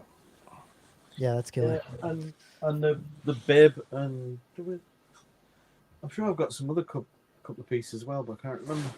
You had the Rancor puppet as well, didn't you, Rob? Yeah, I've let that one go now. It was going to get totally trashed. Yeah, that's my kids are not good. I believe that. This stuff. And it was you need a lot of space for that to be able to put it somewhere secure, I think. Mm-hmm. Right. Let's move on to the last one real quick. I wish I'd have kept it. Yeah. They have they have the maquette. I've been tempted by the Rancor maquette, the small one. Yeah. Yeah. That is cool. Yeah, it's nice. Let's talk about this last one real quick. This is PCS Collectibles, Darth Maul art scale, or what is it like? Hyper real. Sorry. Hyper real. Okay. Yeah. I was saying artisan because I couldn't remember what verbiage they used, but it's hyper real. So they obviously they came up with a different version of this one, but it's just not as ridiculous as this. So, but this one has. This does have a silicone head, right? Yes, this is silicone. Yeah. Because you have to put all the hair in his head. I don't know why. Yeah. Right. But it's still amazing. It's still incredible what they've done here. So this is probably going to be one of the best versions of Maul you could possibly get your hands on. I can imagine. Yeah. So yeah, we thought this was like the last one that we were just going to do 10, and we were like, oh, we should just add this one because it did come out as an order. You could order this in 2024. And it's going to be pretty amazing when people actually get this in hand. So, but it's 1/3. It's 1/3 scale, which I don't have the room for that shit. Yeah. There's just no way. I really hope PCS continues to make Star Wars stuff and they continue to do this, but there's no way I can do 1/3 scale. That's ridiculous. That's crazy. No room. I mean, Tony, are you going to do this? Oh yeah. Oh god. No. Strap it to your ceiling. Exactly. Yeah, Yeah. Anyway, we just thought that would be a well-deserved one. Tony, how long before pieces start creeping out of that room and into the house? Is that an option or no? No. I've just got to sell some stuff and just collect less. So it's not, unfortunately. So okay, so she's made it clear that isn't happening. Yeah, it's not. It's never. Yeah, it's never going to happen. Never. So I don't care if you go in there and you bang your elbows and your knees. You're staying in that room. Well, I just crawl in. Yeah, I just crawl in. He does like that's part of me. Real quick, I know you guys sent over a list of more stuff that you had in hand that you thought should be on that list, right? And this is stuff that you actually picked up last year. Do you guys want to, Tony Parm? Do you guys want to talk about any of that stuff? I mean, I know you mentioned the Y-wing. Mm-hmm. Yeah, both Tony and I picked up the Bill George Y-wing, which I think for both of us it was the number one piece. Yeah, that landed in our collections last year. It's just incredible. How big is that piece? It's huge. I mean, gosh, it's bigger than the MR Y-wing. I know that much. It's probably about 30 inches. Mm-hmm. That's crazy. Yeah, it's pretty big. Tony, you're just as happy with it? Yeah, it's it's incredible. Yeah, really. Yeah. I mean, we were comparing pictures of it with the one that toured with Lucasfilm Archives back in the 90s and the early 2000s, and you play spot the difference and you can't spot a difference. It's just an incredible job that Guy and Lee achieved on this. It's probably the most accurate replica I've seen, at least, without it being, found parts, scratch built, which the original was, and that was then cast use. Yeah, right. Yeah, is there anything anybody else wants to bring up in terms of stuff they got in that they think is deserving? Nathan, anything? Well, I'm back in my room. Yeah, I see that. Wi-Fi just decided to start working again, nice. which I'm not complaining. Yeah, I mean, are we doing as in the stuff that was on our list, do you mean, Matt? Or... Yeah, the stuff that you guys, because you guys kind of picked stuff that you kind of got in hand, I think, last year. Yeah, I mean, like I said, I tried not to go too Hot Toys heavy, but sure, that's okay. But two things that obviously the Sabine I put, I think I said about, and the Matt Ferguson Phantom Menace poster. But two really cool things that I got was, well, firstly, I got this custom clone made by a guy called Dawoon Customs. Okay. And it's just it's a waxer. Do you know Waxer from the Clone Wars? Oh, it's yeah. 212 clone. He's just got, he's just a kind of simple clone, but he's got some really cool helmet designs and stuff. And I was sort of sick. So, Nathan, does he take a Hot Toys base and then turn it into that? So I gave him, this is a 501st base, and he strips the paint down, right, and then paints it to match. That's cool. And then puts all it's really detailed. And it wasn't cheap for what it is, but customs never are. Yeah, but it was worth it for me. I was just sick of. I'm sure Hot Toys will do one eventually, but it's been a while, so yeah, I just was sick of waiting. And my other piece is, I believe it's 89 sabers. I think can't remember exactly, but the Obi-Wan Phantom Menace. Obi-Wan. Which is I think one in terms of the way how it looks is one of my favorite hilts. That's cool. It's just quite. Does it have some heft to it, Nathan? Is it? Yeah. It's quite a. Thin, don't shake weight that thing in front of us, but it's quite a thin. It's a long. Yeah, I see it. I see it. All right, I can get a hand around it. Yeah, maybe even 2 hands. We get it. Yep. He knows how to use. He definitely knows how to use it. Well, Yeah. But it's a really cool. It's one that I've wanted ever since I started collecting hilts. It's one that I've wanted. That's cool. So Do you have any Roman prop stuff, Nathan? Do you have any Roman prop hilts? No, no, Okay. no. Those are really nice too. No, I don't think so. Yeah. But yeah, I mean, it's just quite a sexy looking lightsaber. I think as lightsabers cool. go.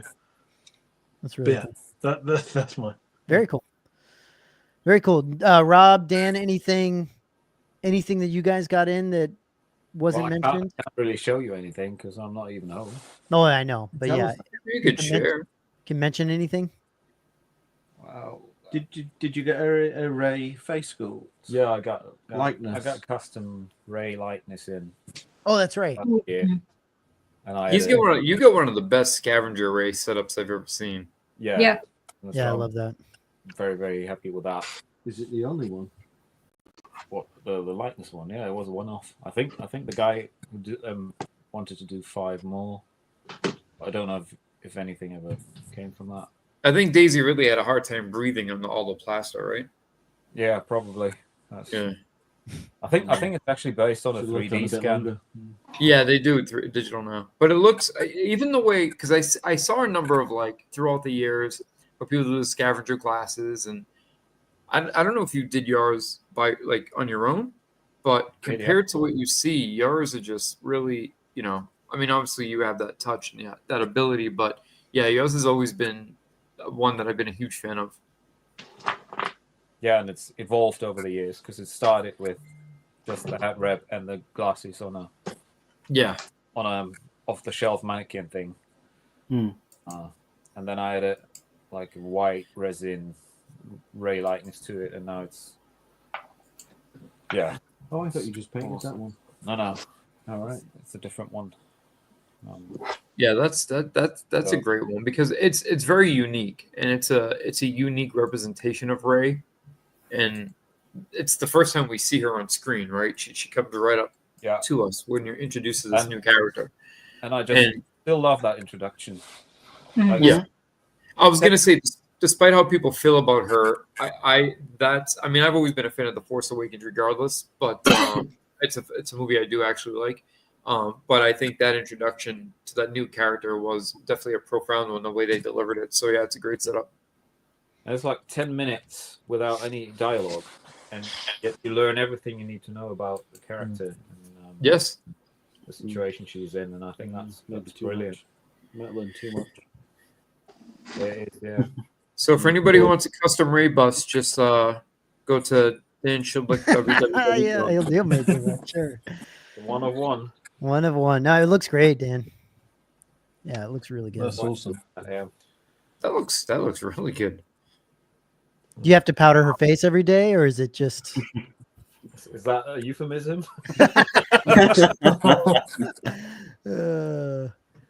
It looks really good, man. That's a killer piece.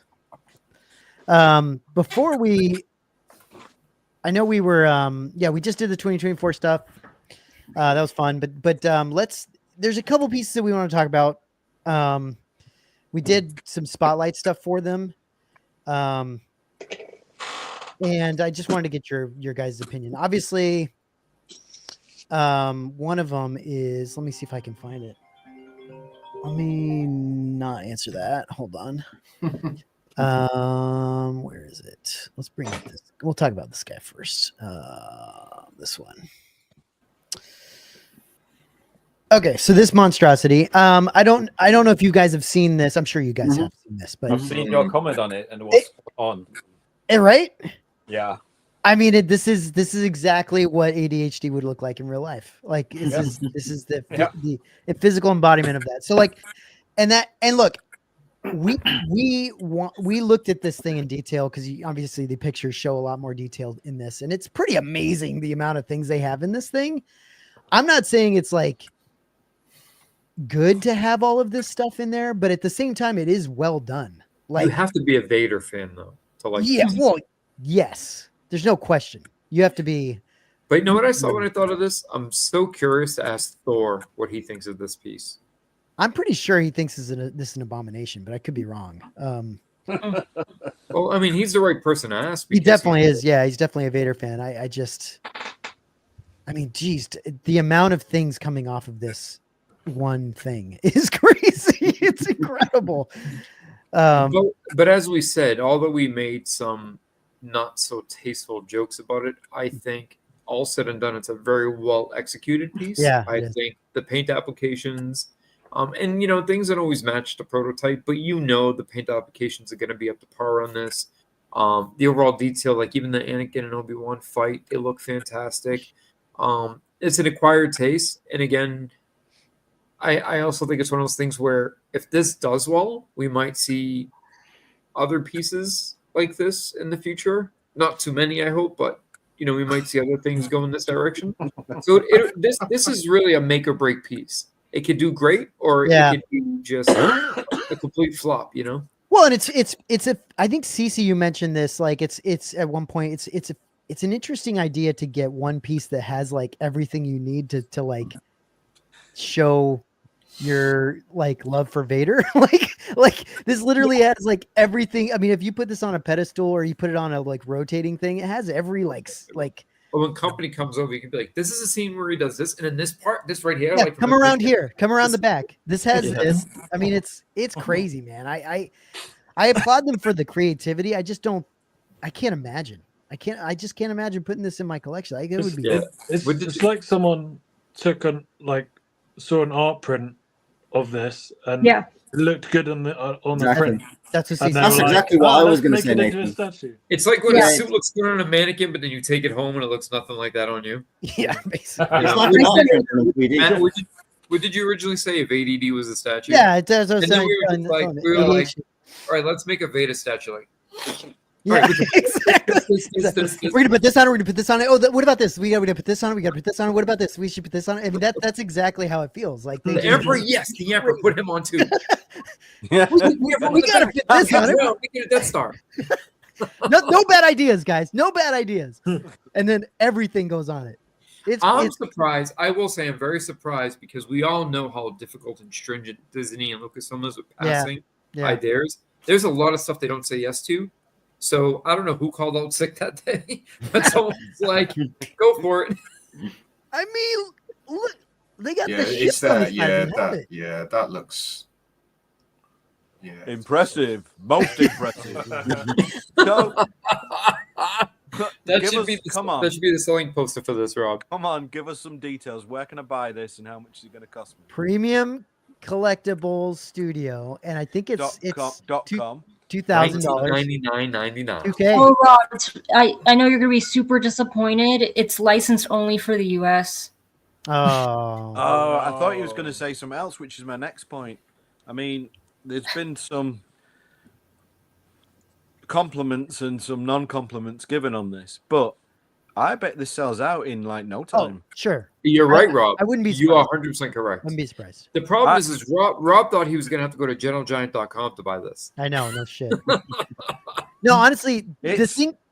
I can see this being. I mean, it's not for me, but I can see this being. Yeah. Like what's one of those things that goes. I agree. It's going to be a make or break piece. Yes. I don't think this is a collection piece. I think this is someone who has this piece. Yeah. Well, honestly, I think that's representation. We were doing the spotlight, and we were looking at some of these pictures, and we've all seen this thing, but we started looking at this stuff and finding things that we had never seen before because it has so many things on it. Like I didn't realize, and it took us until we got to like the end of the pictures. I didn't know this was on there. It comes with the free I Spy game, so it has a card. And it's like, where's Waldo? Yeah. Where's Vader? You actually have to squint your eyes in that certain way before you can see that. It's like a magic eye. Yeah. It's crazy, man. We were kind of geeking out at all the different things you can find on this thing. It's pretty amazing. Like, it's got Darth Vader's castle. Do we know if it lights up? Yeah. Did you just say what I thought you said? What? What'd you say? It's got Darth Vader's castle. Darth Vader's castle. This thing. Oh, I thought. Okay. It does have the castle. Oh my god. Okay. I didn't notice on the back. Yeah, dude. That's what I'm saying. It's like you can find something every time you look. There's a mini Krennic in the window. I mean, it's crazy, dude. If you'd got him built in 3PO, then it'd have been a Yeah, it would have been unpassable. But there's no 3PO. When so you lift, needed the pod race in there. Yeah. He's on the bottom of the base. Can you imagine? They look great though. They look really good. This is a crazy thing. You look at this thing and you're like, this is absolutely ridiculous. But then you look at all the different pieces individually, and they actually look pretty good. Like, it's not like they're poorly done. They're actually done fairly well. I think really well in some cases. And this is for much more sane people who've got like 1 or 2 Star Wars things in their house. This is not for weirdos, us nerds with rooms and rooms and rooms full of everything. They've just got one piece with everything on it. And for somebody who just got into collecting and they missed who's laughing at who? They just got one thing with everything on it. That's right. That's well, right. that's the thing. For someone who's just getting into collecting and missed the last 10 years of statues and busts, here it is you can buy all that in one. Mm-hmm. Yeah, but a lot of people create displays, don't they? They have like a Vader helmet, like a diorama. Yeah, exactly. And then they'll build a Vader display, and this is basically all in one. all done for you. Yeah, well, as cut and shuts go, it's not bad. No, for sure. I like it. I think it's really well made. Rob, I wouldn't want to own it. The thing we were talking about, though, is that you really do have to have a very specific place to put this thing. You don't want to put this thing up against a wall. You're not going to be able to see half the freaking. You know what this is, bust. Matt? I'll tell you what this is. This is, you've got your wife or your new wife or whatever, and you say, "Can I just have one Star Wars thing?"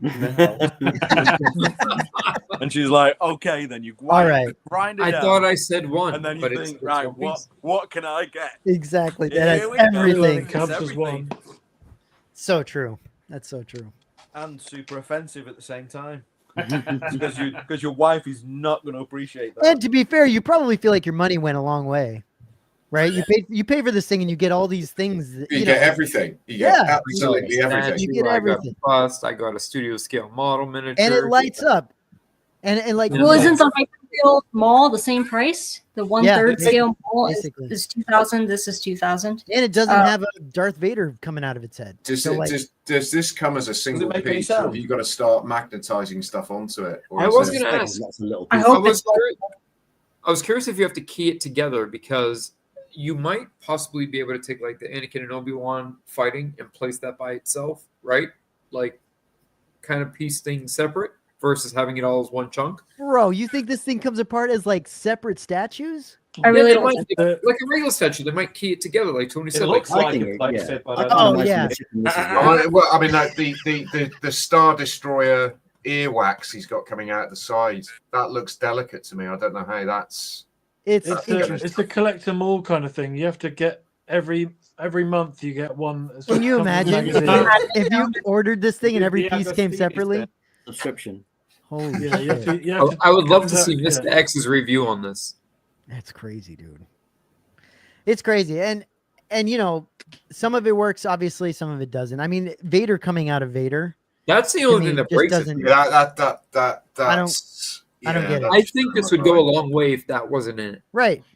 I think it would be a little bit better if that wasn't in it. And I mean, I still wouldn't get it, but that said, without that, and I'd be sold. but seriously, Vader like coming out of his own head, like I don't know, man. I guess when you look at it, maybe it's just at that point it doesn't matter. They were like, dude, who gives a shit at this point? Just put him in there, But by the time you're around the back of it, you can't see Vader's head. You'd like looking at. No, it would be awesome if the Vader coming out of his head like this had a little Vader in his hand.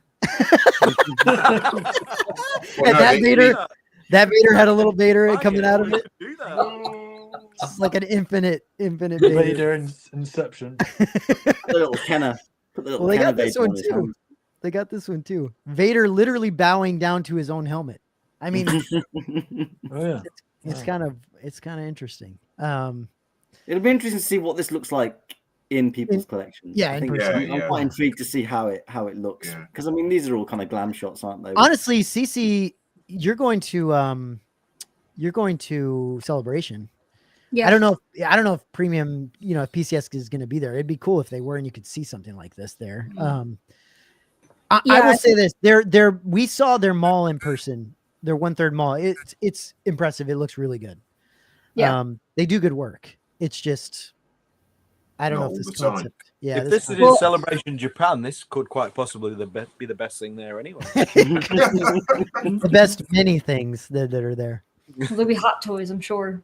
Yeah, there'll be a big Funko Pop place. Yes. Yeah, I think Hot Toys said that they're officially going to be at Celebration Japan. Well, they've got an exclusive figure, haven't they? They've got a Galen. Oh birthday. yeah, that's right. Yeah. Maybe you could pick one up for me, CC. Okay. Well, I've got a list going. I could add you to it, Nathan. Well, let's go from one thing that's probably going to sell out like this, and go to the thing that probably nobody wants, which is this chest box. So tell me, Tony Parminder, this thing, how did this do on the hyperdrive? I mean, I know people were going crazy for it. It was a timed edition, and I think we had quite a lot of interest, and good. Yeah, it's a great piece. Rob? Yeah.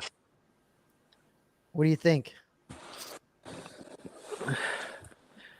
Well, I'm going to ask you a question because because I like this way. Yeah. But on one of the greeblies at the bottom, there's 2 wires that come out of it.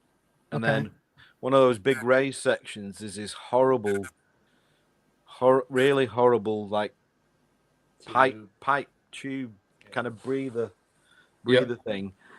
And we ummed and ahed for a long time about how we should deal with those. And in the end, I won, and this was what I wanted to do.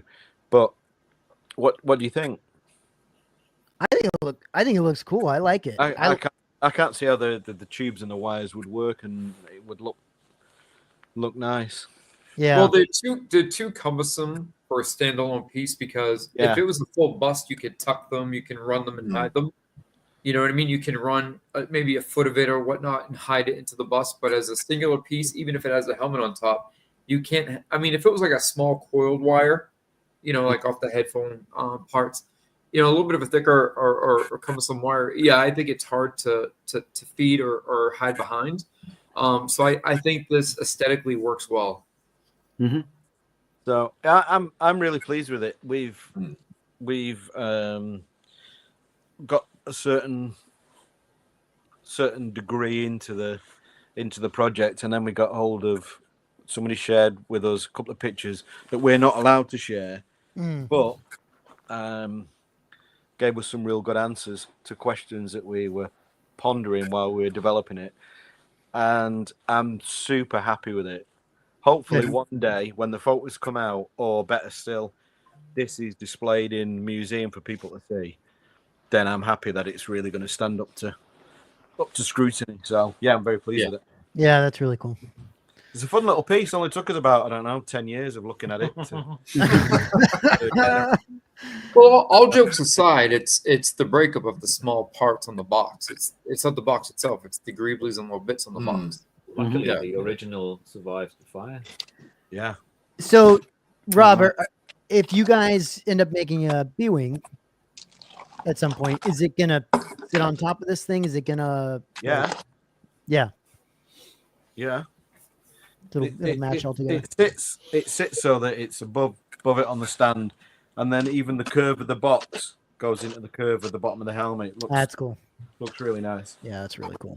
That was one of the killer things, because we were looking at this and we're thinking, we were like, okay, we've not got time to do the B-wing helmet for the hyperdrive, but we could do the box. And then we're like, how can we display it, and how could we? And then we're like, oh, maybe we could mount it in some way, like Lan Props, just totally steal their amazing idea. Yeah, why not? But we saw a picture of one at the prop store being displayed with a helmet, and it was absolutely killer. Nice. So you're still there, are you? Yeah, we're just still there right now. Why not? Well, yeah, that was a great display, because you had the box and then just the back pole, right, of the B-wing resting above it. I thought that was a sharp display piece for sure. But yeah, it's cool, interesting piece. Jedi, they had a load of They had a load of nice designs, didn't they? Yeah, Yeah. fantastic. Yeah, no, I think I'm glad that it was cool to see the Hyperdrive do another how long what was the last exclusive that you guys had done, Parm and Tony? Like a week before, and then the one before that. Like a couple days before. There's not been that many. I can't remember what the last one was before. There's a signed plaque going on, isn't there? Is it Ian There's McDermott? that's been on the cards for a while though. I think there was some delays with the Ian McDermott plaques. I think this was well, we had the it's three. last year now, isn't it? There was a Yeah, 3PO hands, That's wasn't what I there? thought. The 3PO hand. That's what I thought the last one was. The I hand. think that's probably the last one. Yeah. Oh, the hand. Yeah. Can you pose that? Like, No, it's just Um, not the IKEA thingy. It's just a solid hand. well, those are just a couple of things we wanted to chat about after the 2024 stuff. I do want to finish the show. I know we don't have a ton of time, but I wanted to finish the show just quickly talking with a about. song. You're gonna do a song? Yes, but no, that's not till later. That's after live. Well, when we're not live, I'll sing to you guys. But I wanted to finish the show with Skeleton Crew because I just want to hear kind of your guys' opinions on Skeleton Crew. If you guys have seen it, if you what you think about it, kind of where we're at now. Because I think what's the final episode of the season coming up next week. I think. and I don't think we've talked about this yet. So with you guys, any thoughts so far? I'll let you know from my side of things. I really have been enjoying it, and my daughter loves it. So my daughter, there's no other show that she's been this excited to watch, Star Wars wise, and she like waits every week and wants to watch it with me. So it's been fantastic for me, at least. That's great. Yeah. So what about where are you guys at? I watched the 7th one. Was it today? Yep. Yeah, I've really enjoyed it. I mean, it doesn't feel like Star Wars, but it doesn't have to. It's Sure. It's a really good show. Yeah. And it sort of reminds me of the films that I watched as a kid, E.T., Flight of the Navigator, The Goonies. It's got that feel to it. So, and yeah, I really enjoyed it. I think Jude Law's been great. The droid's fantastic, and it's just good fun. Just really good fun. Yeah. So fair play. Yeah, fair play to Disney. Parm, you get to see it. And I must admit, prior to it airing, I thought it was going to be atrocious, but I've actually really enjoyed it for what it is. It's been fun. Yeah.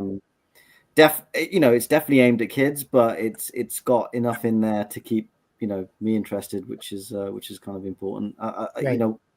I'd caveat that by saying Disney set the bar pretty low with some previous shows, but this one has been fun. Fair play to them. They've done a great job with the storyline and the acting of the kids has actually been really good. That's what I was worried about. That can make or break. A show like this, and that's what I was worried about. I think they've chosen some great young actors in Skeleton Crew, and they've been really good. Yeah, I'm enjoying it as well. They I mean I love like pirate things, so to sort of mix pirates and Star Wars together is pretty cool.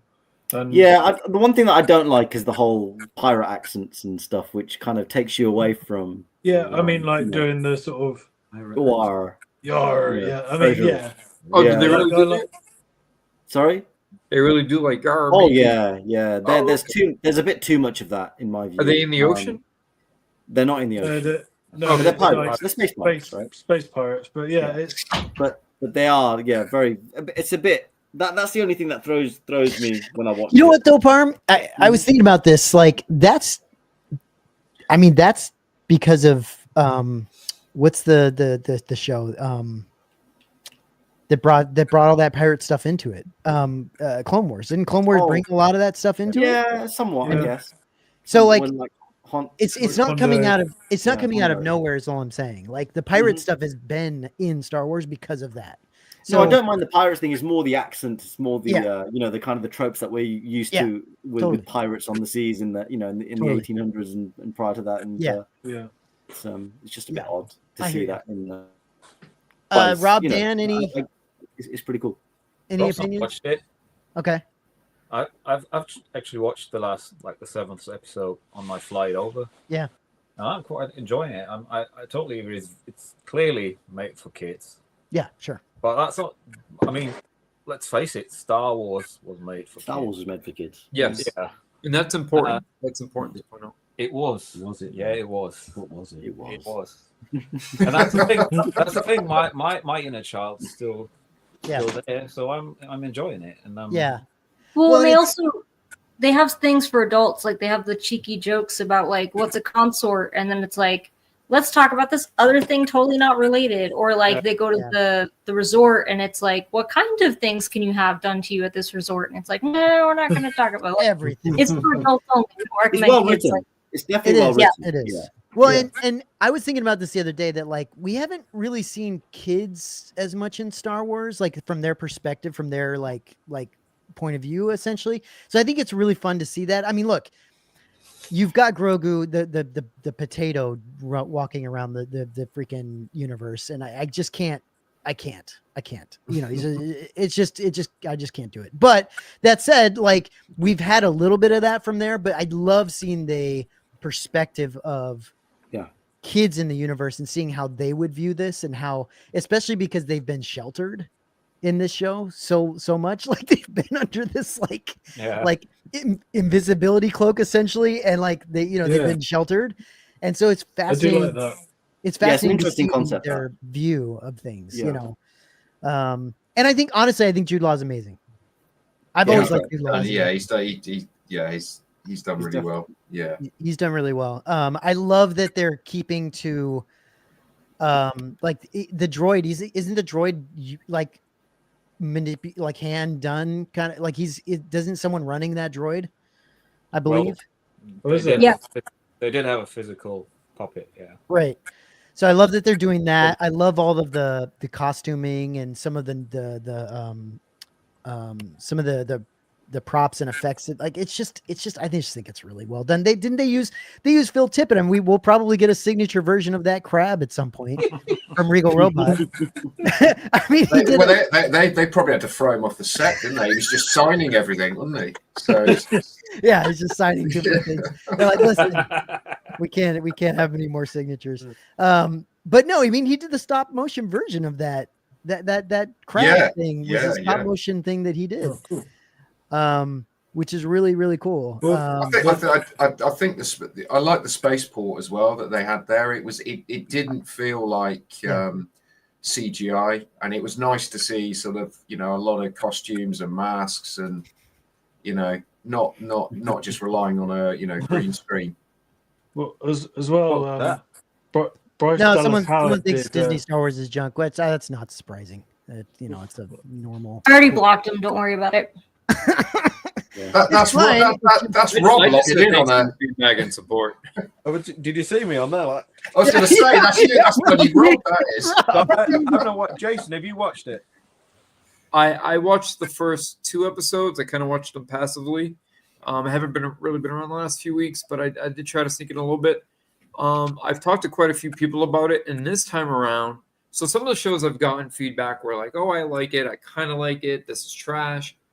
I think I've gotten mostly positive feedback on almost everybody I've spoken to. Yeah. And I find that interesting because I think, was it Parm that mentioned that he was almost like expecting to be set up for failure and enjoyed it? So I think a lot of people share that same sentiment, right?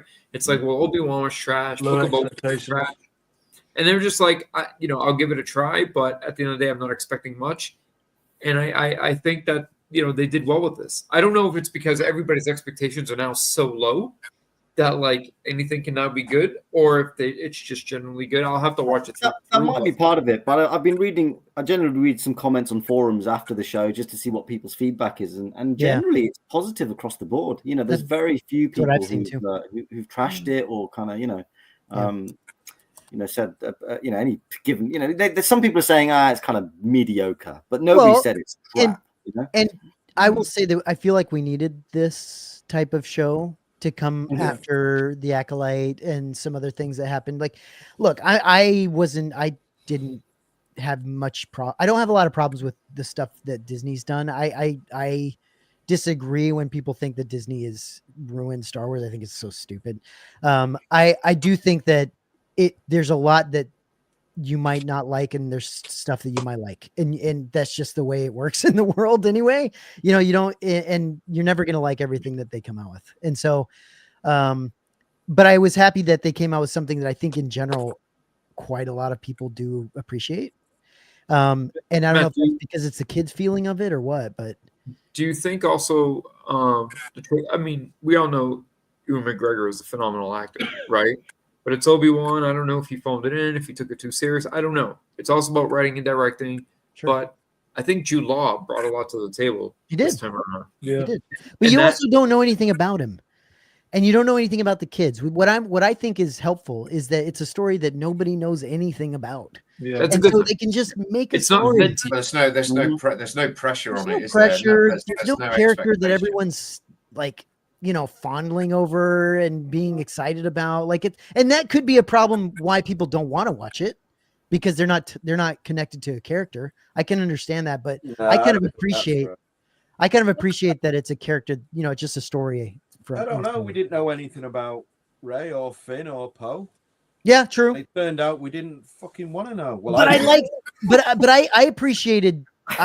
Yeah, maybe. I did appreciate that movie, though. I really liked that movie. That's all right. I did. I really liked that movie. I love The Force Awakens. I just didn't like where they took it. Wasn't happy super where they took it. But I love The Force Awakens. So I like that. I like that we got something new, and I love.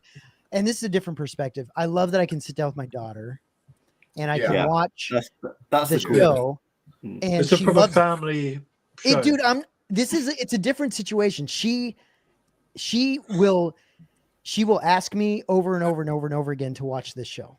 Like, she texts me and she gets excited about it when she knows there's a new one. She asks me about it. I'm like, I'm working, I can't do whatever. And then finally I'll be able to sit down. She freaking loves it. So I guess it's like she's special. Probably similar age to the older girl. Probably, yeah. So I think it just helps that there's kids in Star Wars and they're on an adventure, and yeah, it's like Goonies in space essentially for her, and she loves it, and I love that for her. So it's been fun seeing that through her, watching it a little bit. That's special. So yeah, I just wanted to get your guys' perspective on it, see how kind of where you CC, are you caught up on it? I got caught up today knowing that we were going to talk about it. Yeah. And I really liked it. I found it quite refreshing. Yeah. And I also loved just the style of it. Like, it looks quite expensive. The sets, like the special effects, the makeup, they've been toting a lot of photos of the model that they used in, I think, the last episode. Yep. From Tippett Studios. So the fact that they're doing like physical maquettes and puppets, and doing that with the droids, I think is a step in the right direction. Yeah. Less volume, as Dill said, as far as like, that's a blessing and a curse. Yeah, I was going to mention though, one thing the volume's really good at is this last episode. They were going down an elevator, and you could see the giant vault come around, swing around. I mean, that is what the volume I feel like is perfect for, is them actually being in the space and it feeling like they're in this giant elevator with it moving, and you know what I mean? It's kind of perfect for that stuff. I don't know if that's what they used it for, but I think that's what they used it for. But yeah, we were starting to get the feeling that everything was being shot on stage in some of these other shows, and it just kind of started to make everything feel small. And I think Andor broke out of that a little bit. And I think we've seen some more of that breaking out in other shows, but they're still using it effectively for sure. I'm really excited for Andor this year. Yeah. That's the one that I'm really looking for. Also. Rob, did you watch Andor? Yeah. Do you like it? Yeah. Andor's great. When's season 2? It's soon, right? This year, This year. April, I think. April, that's soon. Wow. Yeah. Oh, so we're right on the corner. Yeah, I think Andor is gonna be huge because we have Krennic returning. We have I think it goes right into Rogue One. But yeah, Andor's just on another level, which surprises me because we saw nothing in regards to marketing or products, so good, or like just anything. But they killed it. They killed it with the cast. The actors are incredible in Andor. The writing's incredible in Andor. That real game engine right, thing. But the volume they shot in practical locations. Right. You had consistent 45-minute to hour-long episodes. It wasn't just 6 or 7 episodes. The 30-minute, 20-minute episodes. There was so much more meat on the bone, you know? Yeah. No, for sure. And that was also coming out of like the Book of Boba Fett. Crazy. That joke. You know, like him like riding a Rancor and being like, oh, my back hurts. I got to get in the back to tank. the whole season. Dude, he loved that back to tank. I think that was. Dude, he's swimming around in that thing. He was just taking it in. It's not as much as he loves banthas. Banthas. Yeah. Like a bantha. Like a bantha. Yeah, that was good. But I'm looking forward to that. There's a lot. But come on, he was the boss of a proper crime syndicate. He was. One girl. Yeah, but his sidekick was the one smacking people around. Tooth on their fucking scooters.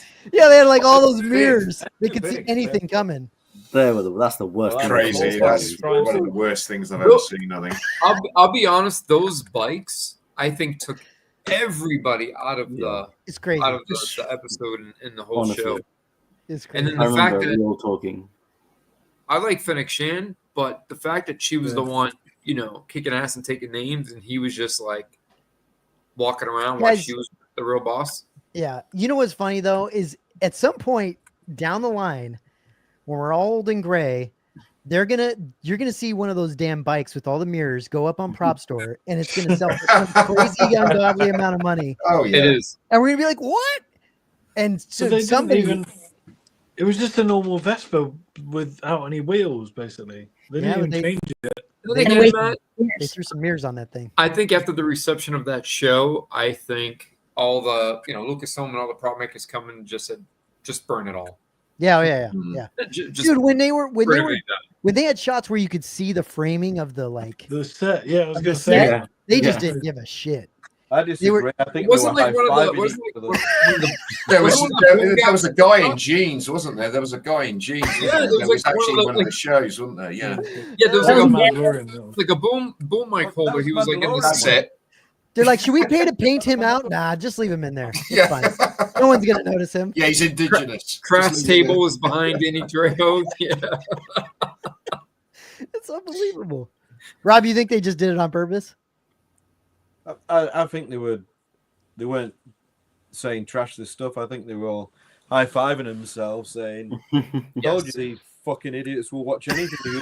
That's so true. It's fucking horrendous. That's so true. We probably would. Well, with that said, people will watch anything. For anybody, literally people that will watch anything will sit and watch us talk about. Yeah.